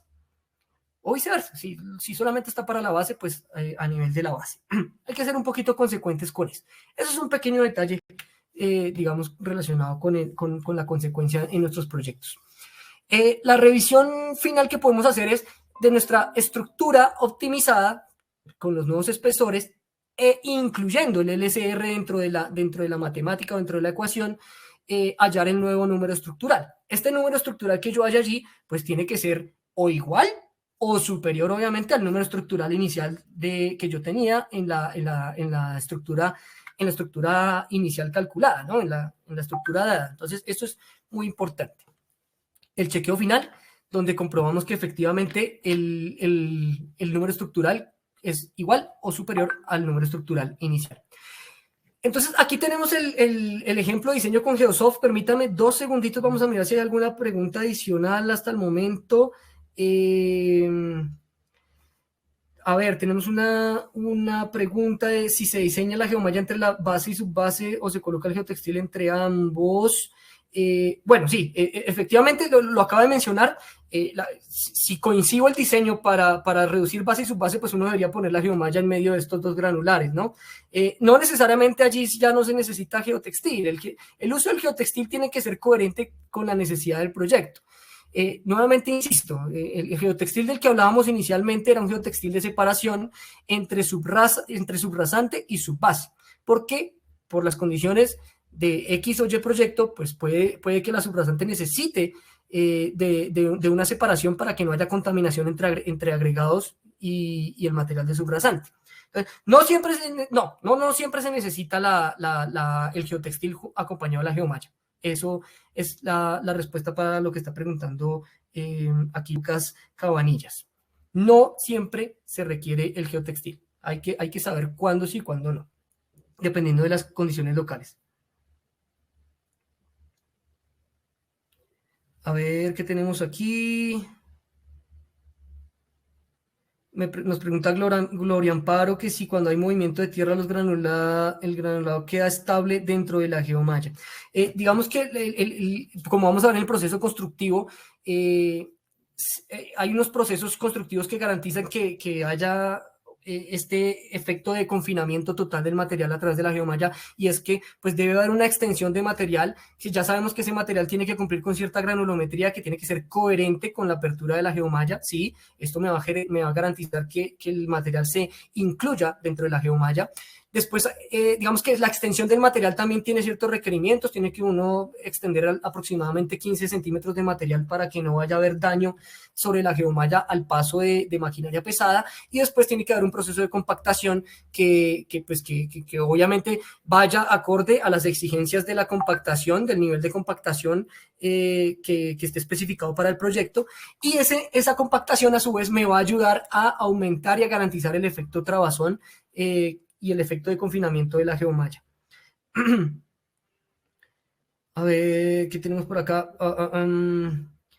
Tenemos plantillas de cálculo para pavimentos rígidos orientados a losas industriales. Sí, digamos que, Jason, sí, inicialmente este taller de hoy está concebido solamente para efectos de diseño en pavimentos, pero sí, claro que sí, te podemos apoyar, pues tienes mi contacto ya aquí, ahorita vuelvo y lo pongo al final de la presentación. Puedes contactar al departamento de ingeniería y te podemos asesorar cómo hacemos para incluir el caso de las geomallas o otro tipo de geosintéticos, porque también se pueden utilizar geotextiles, se puede utilizar geoceldas para efectos de mejoramiento en cimentaciones. Entonces, ese es otro taller, ese es otro tipo de asesoría, pero que también podemos brindar, pero digamos que en este caso puntual no va al caso. Pero sí tenemos una metodología desarrollada para tema de cimentaciones. De hecho, en el Geosoft hay una metodología, hay un módulo para cimentaciones. ¿Dónde se pueden conseguir los precios de las geomallas? Esto lo pueden, nuevamente, nos pueden contactar por correo o directamente a mí o cualquiera de los asesores que ustedes tengan en su ciudad o en su país, y con mucho gusto les podemos enviar las listas de precios de estas geomallas.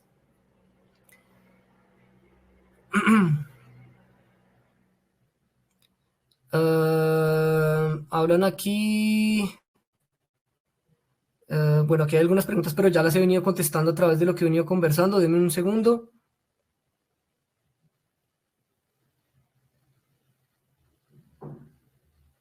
Me preguntan nuevamente por los detalles constructivos de la localización de la geomalla. Ya vamos a ver unas fotos, vamos a ver unos testimoniales al final.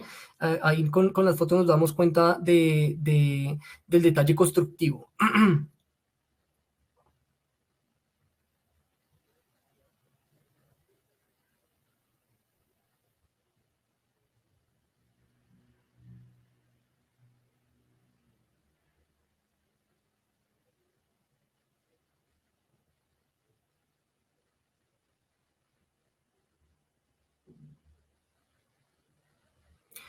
Bueno, acá hay un tema también importante constructivo que nos preguntan: ¿qué sucede si se construye la vía con la geomalla y posteriormente hay que realizar alguna reparación de las redes que implique romper la geomalla previamente instalada? Bueno, si hay que intervenir ya está hasta nivel de granulares, pues es una intervención más seria, ¿no? Entonces, tendría uno que pensar en reemplazar la geomalla allí y garantizar ciertos traslapos.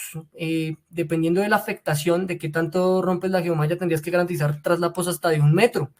Es decir, sobre la geomalla que está rota o que se intervino y se tuvo que romper, tendríamos que generar un parche que garantice al menos 1 metro de traslapo a la redonda del daño. Más o menos algo así se podría pensar en realizar para reparar la geomalla. Bueno, sigan haciendo sus preguntas que al final las estaremos contestando. Las que se queden sin contestar, pues obviamente quedarán en nuestro reporte del chat, y posteriormente pues nuestros asesores y ingenieros técnicos estarán respondiéndolas. Este es el Geosoft, ustedes ya lo conocen, de los 7 talleres anteriores que hemos tenido.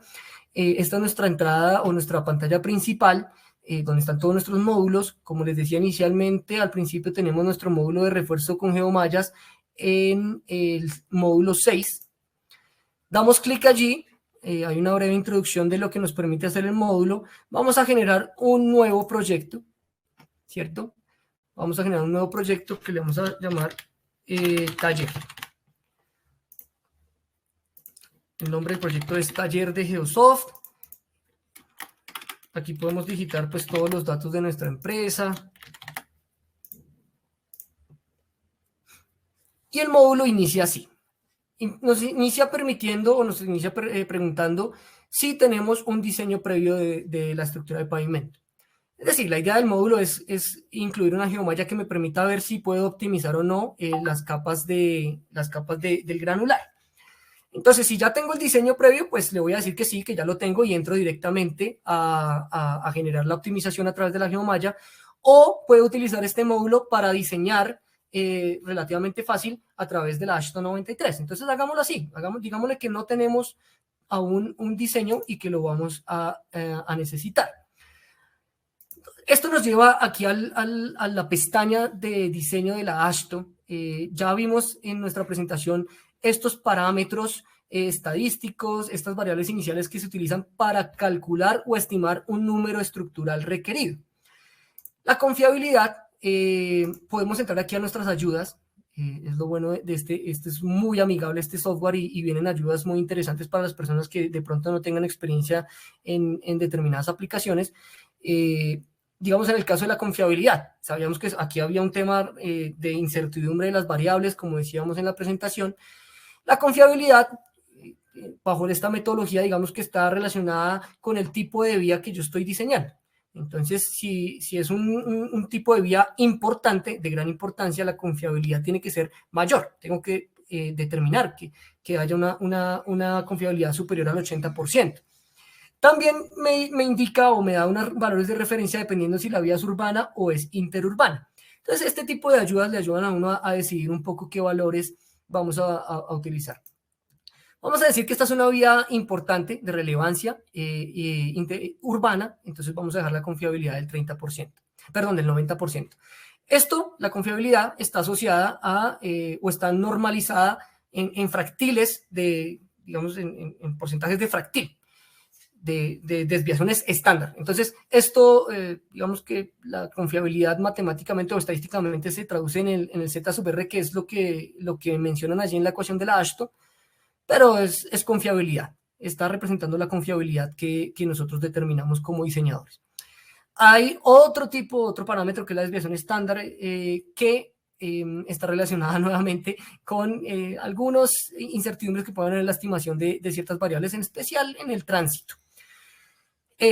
Aquí nos da unos valores recomendados de si es construcción nueva, ¿cierto? O si es sobre una construcción antigua, y si se trata de pavimento flexible o rígido. Vamos a dejar la que está allí por defecto, ¿cierto? Y también los variables de serviciabilidad inicial y final, también los puedo seleccionar, los puedo determinar yo, dependiendo también de ciertas recomendaciones que ponemos aquí en nuestra ayuda. Vamos a dejarlas de 4.2 y 2, que son los valores típicos que puede uno pensar para un tipo de vía así. Y finalmente el módulo de la subrasante. El módulo de la subrasante, como les digo, el módulo resiliente lo puede uno, o lo ideal sería tenerlo de ensayos de laboratorio, ¿cierto? Allá por laboratorio, y digitarlo aquí directamente.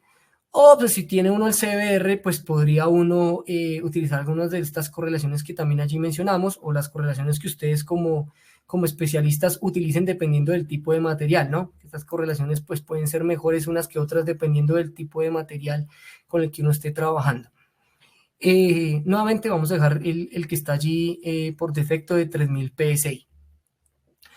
Y lo que nos permite que el software es, claro, yo ya tengo un estudio previo de estimación de tránsito o de tráfico esperado a mi periodo de vida útil, 10, 20 años, dependiendo del proyecto, ¿cierto?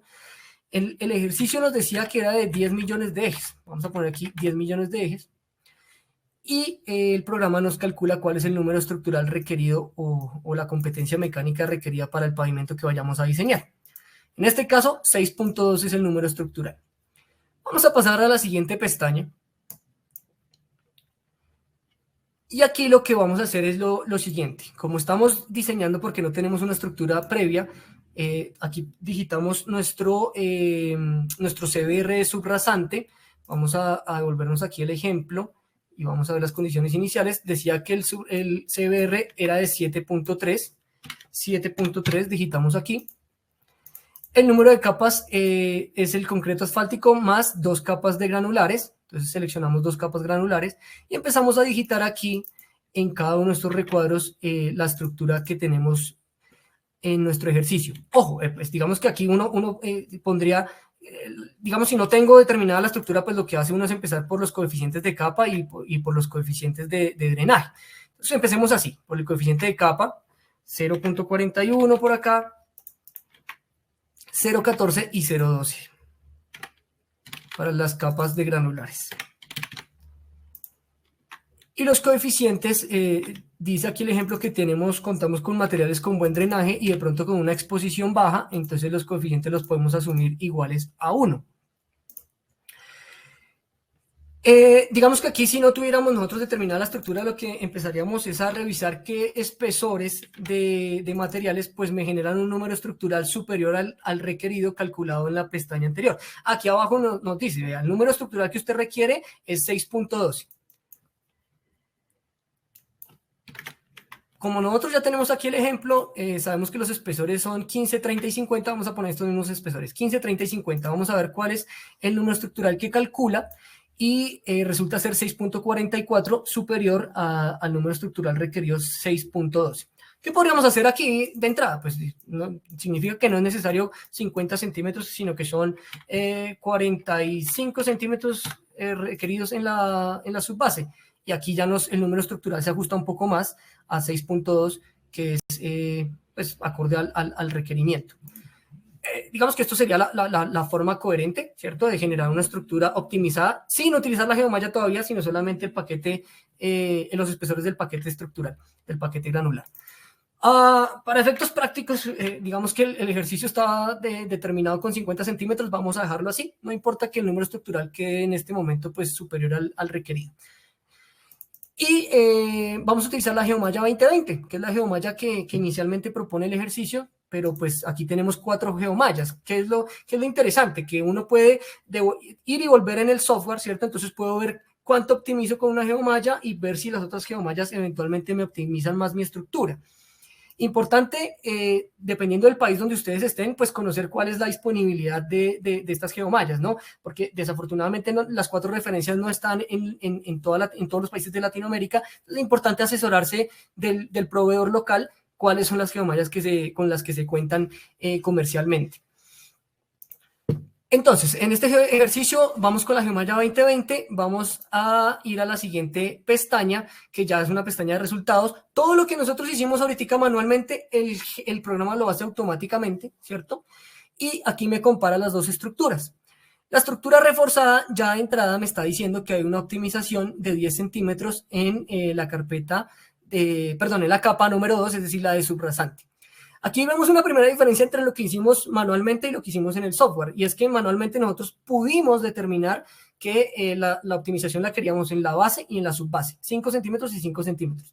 En el caso, el software, digamos que la programación interna está orientada para que siempre busque la optimización en la capa de subrasante y que solamente cuando, digamos que cuando dicha optimización compromete la coherencia de la estructura de la que yo les he estado hablando desde el principio, que es que la subbase no vaya a tener un espesor inferior al de la base.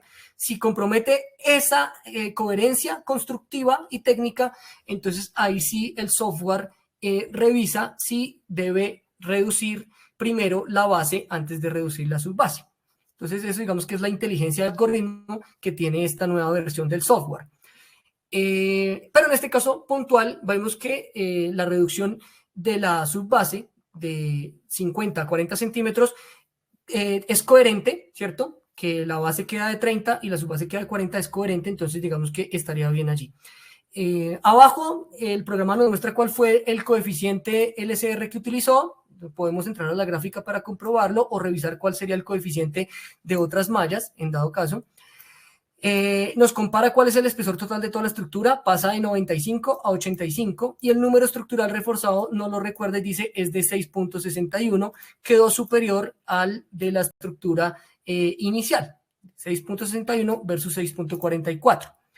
Vamos a devolvernos y vamos a seleccionar otra geomalla de mayor resistencia, lo cual implica mayor, claro, es de mayor resistencia, y es de eficiencia del 95%, pero pues me debería generar mayor trabazón, porque el LCR debería ser consecuente con eso.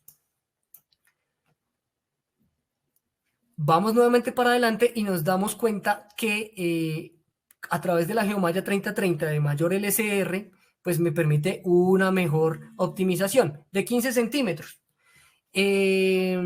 Aquí nos damos cuenta de la limitación del programa. El programa no debería permitir una optimización o una reducción total de más de 15 centímetros. Sumando todas las reducciones de esta columna, no debería ser superior a 15 centímetros. Entonces está siendo consecuente con lo que les decía. Hay esta restricción de 15 centímetros máximo en la reducción. Entonces, utilizando una geomalla diferente de mayor resistencia, optimizamos más y el número estructural reforzado queda más parecido al del diseño original, pero aún cumpliendo, porque tiene que ser igual o superior. Entonces estamos bien por ese lado. Finalmente pasamos a la página de reporte. Aquí nos muestra un esquema y de cómo quedaría la geomalla 3030 incluida a nivel de subbase, ¿cierto? En mitad del granular de subbase, porque es el que estamos optimizando, y podemos generar un reporte. Vamos a guardar este reporte en nuestro escritorio, reporte del taller. Lo vamos a guardar y vamos a ir a nuestro escritorio. ¿Dónde lo guardo? Por acá. ¿Sí lo guardé o no lo guardé? Reporte en escritorio, reporte taller. ¿Dónde está? Se me perdió, no aparece.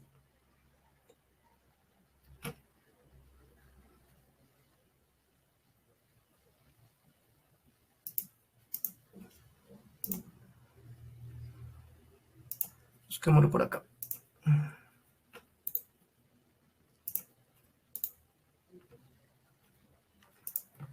No me aparece el reporte aquí.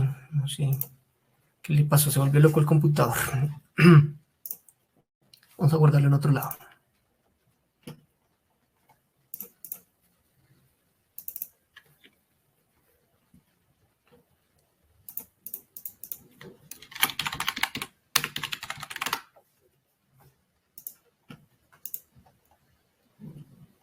Esperemos a ver que funcione. No sé qué pasó. Les pido disculpas. No entiendo por qué no está saliendo el reporte.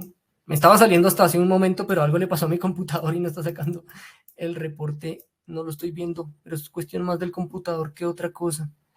No me está mostrando el archivo.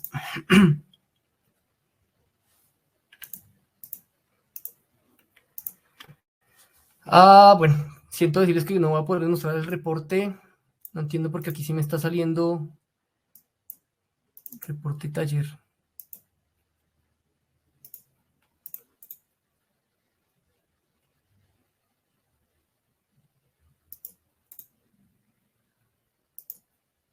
Bueno, no voy a demorarlos más con esto. No sé qué le pasó aquí a mi computador, pero no puedo ver los archivos PDF que se han generado. Les quedo viendo el reporte. Ustedes ya han visto los reportes de los otros módulos. Genera un reporte similar con todo el resumen de los parámetros, las variables de entrada y obviamente los resultados. Es un reporte interesante que puede casi que uno que utilizar ahí, apoyarse de ese reporte para generar la memoria de cálculo de ustedes como diseñadores. Me devuelvo a la presentación para la parte final. Ya estamos aquí a punto de acabar. Quiero mostrarles aquí, esto está escrito como casos históricos, pero me voy a enfocar más en temas constructivos. Perdón, estos son proyectos que se han desarrollado en Colombia. Específicamente aquí hay varias fotos de un proyecto de una concesión que digamos, una concesión importante de una vía que va de Bogotá hacia otras ciudades importantes como Medellín, que es la concesión Sabana de Occidente. digamos que aquí en este proyecto pues se tenía un tema, varias digamos que retos en cuanto a la estructura que requerían del uso de geosintéticos. Uno, en algunas partes pues había un tema de la competencia de la subrasante, no era la ideal, entonces tocaba generar mejoramiento, estabilización, refuerzo de los granulares, ¿cierto? Y en otros sectores también por allí, de algunas de las fotos que les voy a mostrar a continuación, también había un tema de redes. Había unas redes que digamos que no se podía profundizar mucho para no tocar las redes, entonces teníamos que optimizar esos espesores de capa de granulares para que la estructura quedara más compacta y no tener que llegar a intervenir redes. Y en otros sectores también había un tema de unos mejoramientos con otro tipo de sistemas que se habían realizado y que en el tiempo habían demostrado que no estaban funcionando muy bien. Entonces, lo que se hizo fue una reconstrucción de la vía, intervenir hasta los granulares y reforzar con geomalla. Entonces, esos tres son circunstancias o retos de la concesión en diferentes tramos que fueron resueltos de alguna forma u otra con el uso de geomallas. Aquí está esta fotografía la que les quería mostrar cuando decíamos que la geomalla a veces o eventualmente podría ir acompañada de un geotextil. En este caso es un geotextil tejido.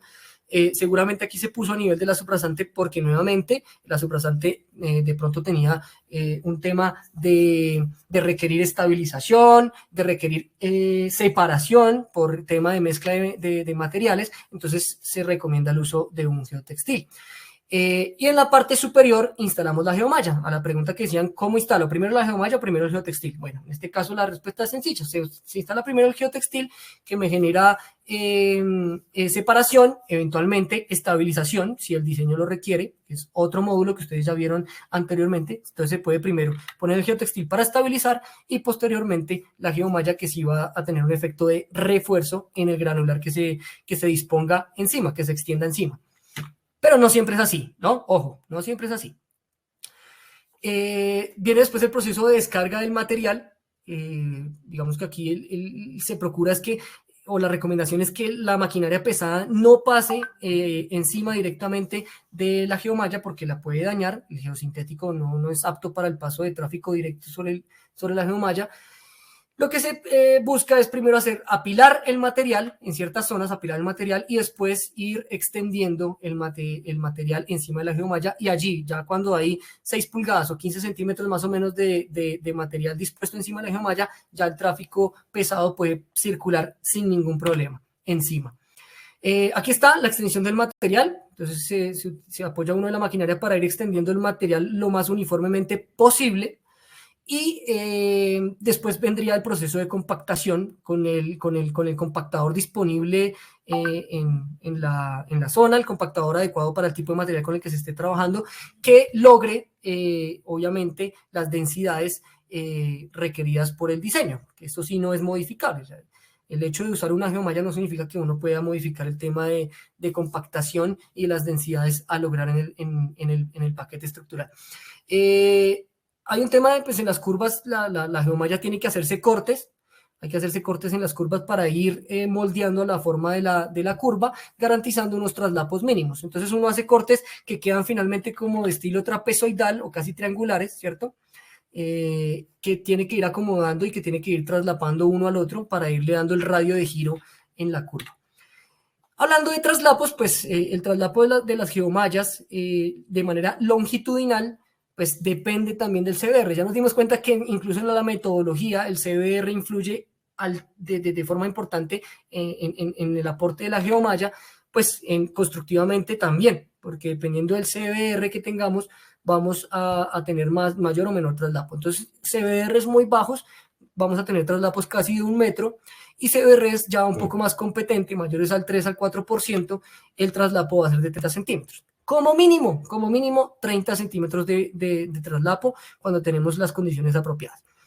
Y cuando estamos extendiendo el rollo y se nos termina el rollo y tenemos que empatarlo con un nuevo rollo, o sea, este es un traslapo ya transversal, vamos a tener un traslapo cercano a 1 metro también. Estos traslapos, ¿cómo los podemos ir fijando? Bueno, a través de este tipo de argollas o arandelas, ¿cierto? O argollas de anclaje improvisadas que podemos utilizar para amarrar las entrecostillas de los dos rollos. Un recorderis, aquí hemos ya terminado aquí nuestro taller, nuestro último taller de todo este ciclo de capacitaciones. Quiero decirles pues que también en software de elementos finitos como es Slide, como es el Rock Science, también ya nuestros geosintéticos están incluidos allí, para que lo tengan en cuenta en la última versión de estos programas. Les recuerdo que tienen un departamento de ingeniería de ingenieros especialistas en geosintéticos, en geotecnia, en pavimentos, que están a su disposición en cada una de las ciudades y los países donde ustedes se encuentren. Entonces, esto siempre estaremos nosotros dispuestos a colaborarles en todo tipo de propuestas, revisiones técnicas que tengan ustedes. Recuerden que estos talleres que venimos haciendo, este ciclo de talleres, lo podemos hacer de manera personalizada para las empresas, para ustedes, para su equipo de trabajo. Entonces, no duden en contactarnos. Un recorderista aquí también de nuestras redes sociales, en los diferentes países de nuestras diferentes marcas Dual Brand. Nuevamente, gracias, mil gracias por haber asistido a todo este ciclo de capacitaciones. Nos sentimos agradecidos porque tuvo una gran acogida, una gran asistencia, muchas inquietudes, muchas descargas del software. Estamos muy contentos por eso y estamos prestos a asesorarlos con cualquier inquietud que tengan respecto a geosintéticos y al uso de estas herramientas que hemos venido trabajando para ustedes, para que cada vez sea mejor, más fácil, más entendible el uso de los geosintéticos en las diferentes aplicaciones. Quiero recordarles pues que a las personas que asistieron en todo este ciclo de capacitaciones, a más del 90% de los talleres, pues van a recibir una certificación por parte de nosotros de la asistencia de estos cursos. Estén muy pendientes de nuestras redes sociales, de los correos que enviamos para los próximos eventos, los próximos talleres que vamos a tener. No siendo más, quiero revisar si de pronto hay alguna otra pregunta que no se haya contestado hasta el momento y con eso haríamos fin a nuestra charla. Bueno, aquí hay unas preguntas interesantes. Nos pregunta Adrián Ortiz, ¿el objetivo es principalmente reducir el espesor de la estructura o se puede mantener los espesores en caso que se posea una subrasante muy mala que posea deformaciones superiores a las permisibles? Sí, ojo, muy buena pregunta. Ojo, el objetivo principal no necesariamente es reducir espesores, pues es la consecuencia de mejorar la competencia mecánica de un material a través de la geomalla. Me permite mejorar o reducir los espesores y optimizar los espesores, que tiene beneficios económicos y beneficios ambientales como los que ya hablamos. ¿Ese es el único objetivo? No, porque ¿qué pasa si yo dejo el mismo espesor de la estructura y lo refuerzo con geomalla?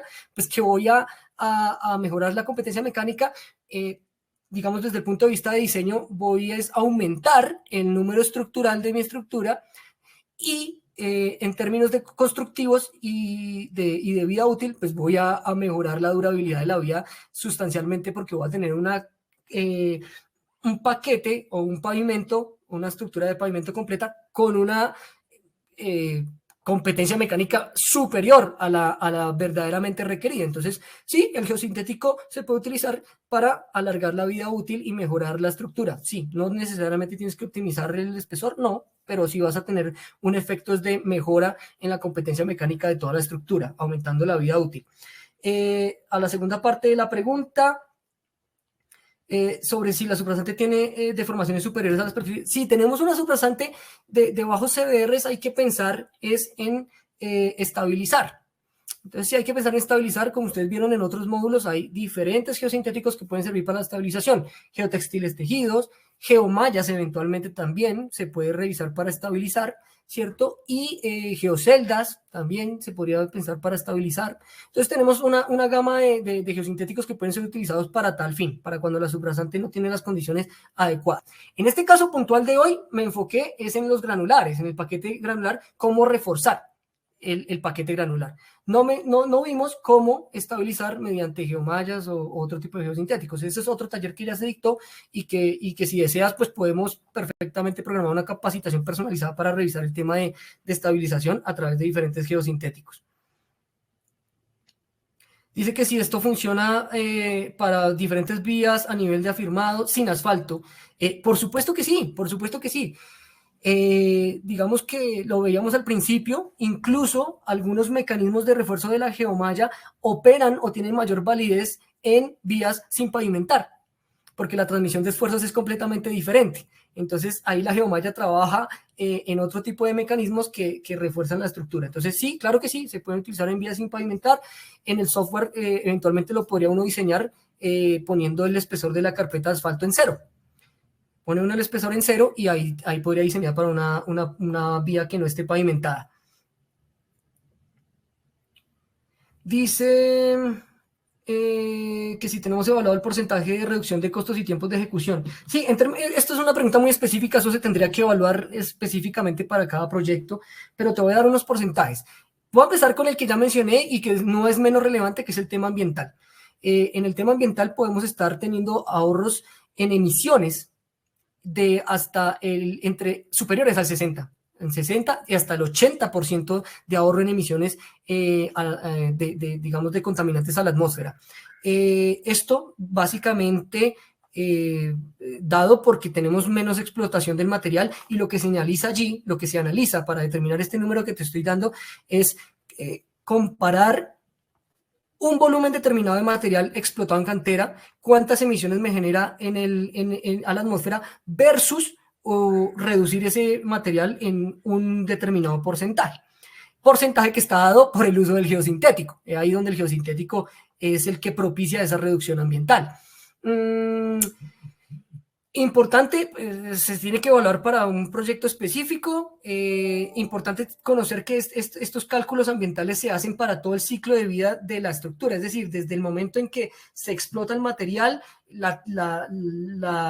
el procesamiento de dicho material, por ejemplo, la trituración y todo eso se tiene en cuenta en factores para saber sus impactos ambientales. El transporte está incluido allí. El transporte, porque el transporte también es una fuente de emisión de gases, entonces el hecho de que tenga que transportar menos sustancialmente implica menos contaminación en el aire. Entonces, de ahí se saca más o menos este valor que te estoy dando.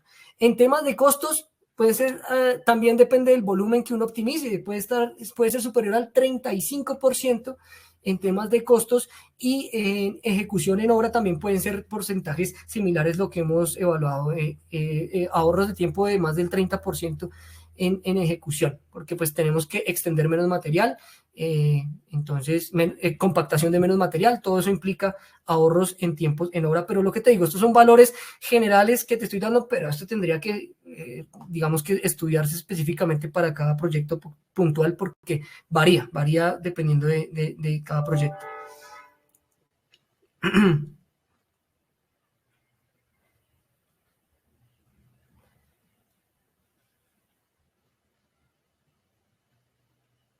Nos dicen que sí existe una geomalla mínima recomendada utilizar. No, digamos que hasta el momento y la normativa que uno obtiene a nivel local en nuestros países, pues generalmente hay otro tipo de geosintéticos que sí tienen unos requerimientos mínimos y depende mucho de la aplicación.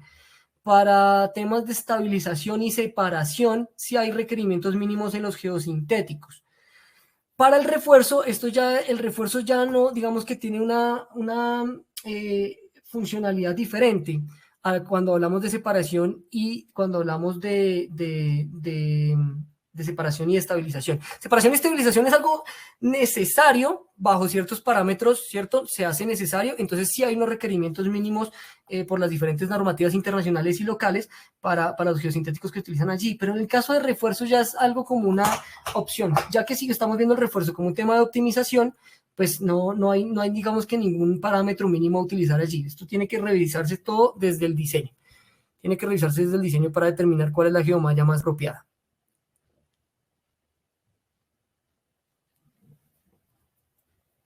Dice que si es un error, dice que en el reporte se veía que la geomalla estaba en la mitad de la subbase, que si es un error. No, es lo que les digo, hay que concebir, desde el diseño se tiene que conocer bien dónde voy a ubicar la geomalla para ver digamos, qué capas quiero llegar a tener la influencia del efecto de la geomalla de confinamiento. Entonces, si yo determino que voy a incluir un refuerzo en la subbase, pues incluirlo en la mitad de la geomalla de la capa no está mal. No está mal porque acuérdense que el efecto trabazón se genera hacia arriba y hacia abajo. Más o menos 8 centímetros hacia arriba, más o menos 8 centímetros hacia abajo, que nos da los 15 centímetros totales del efecto confinamiento. Entonces no está mal ubicarla en la mitad de la capa granular, porque allí es donde, si yo determino que allí es donde quiero tener el efecto de confinamiento y donde voy a generar la optimización, no está mal generarla allí, no está mal.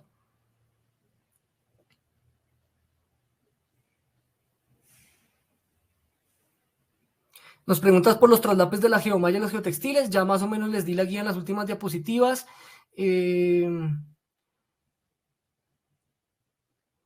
Bueno, agradecimientos nos están dando acá Carlos Avedaño por las presentaciones, por los profesionales, al equipo técnico. Muchas gracias, Carlos, por haber asistido a nuestros talleres.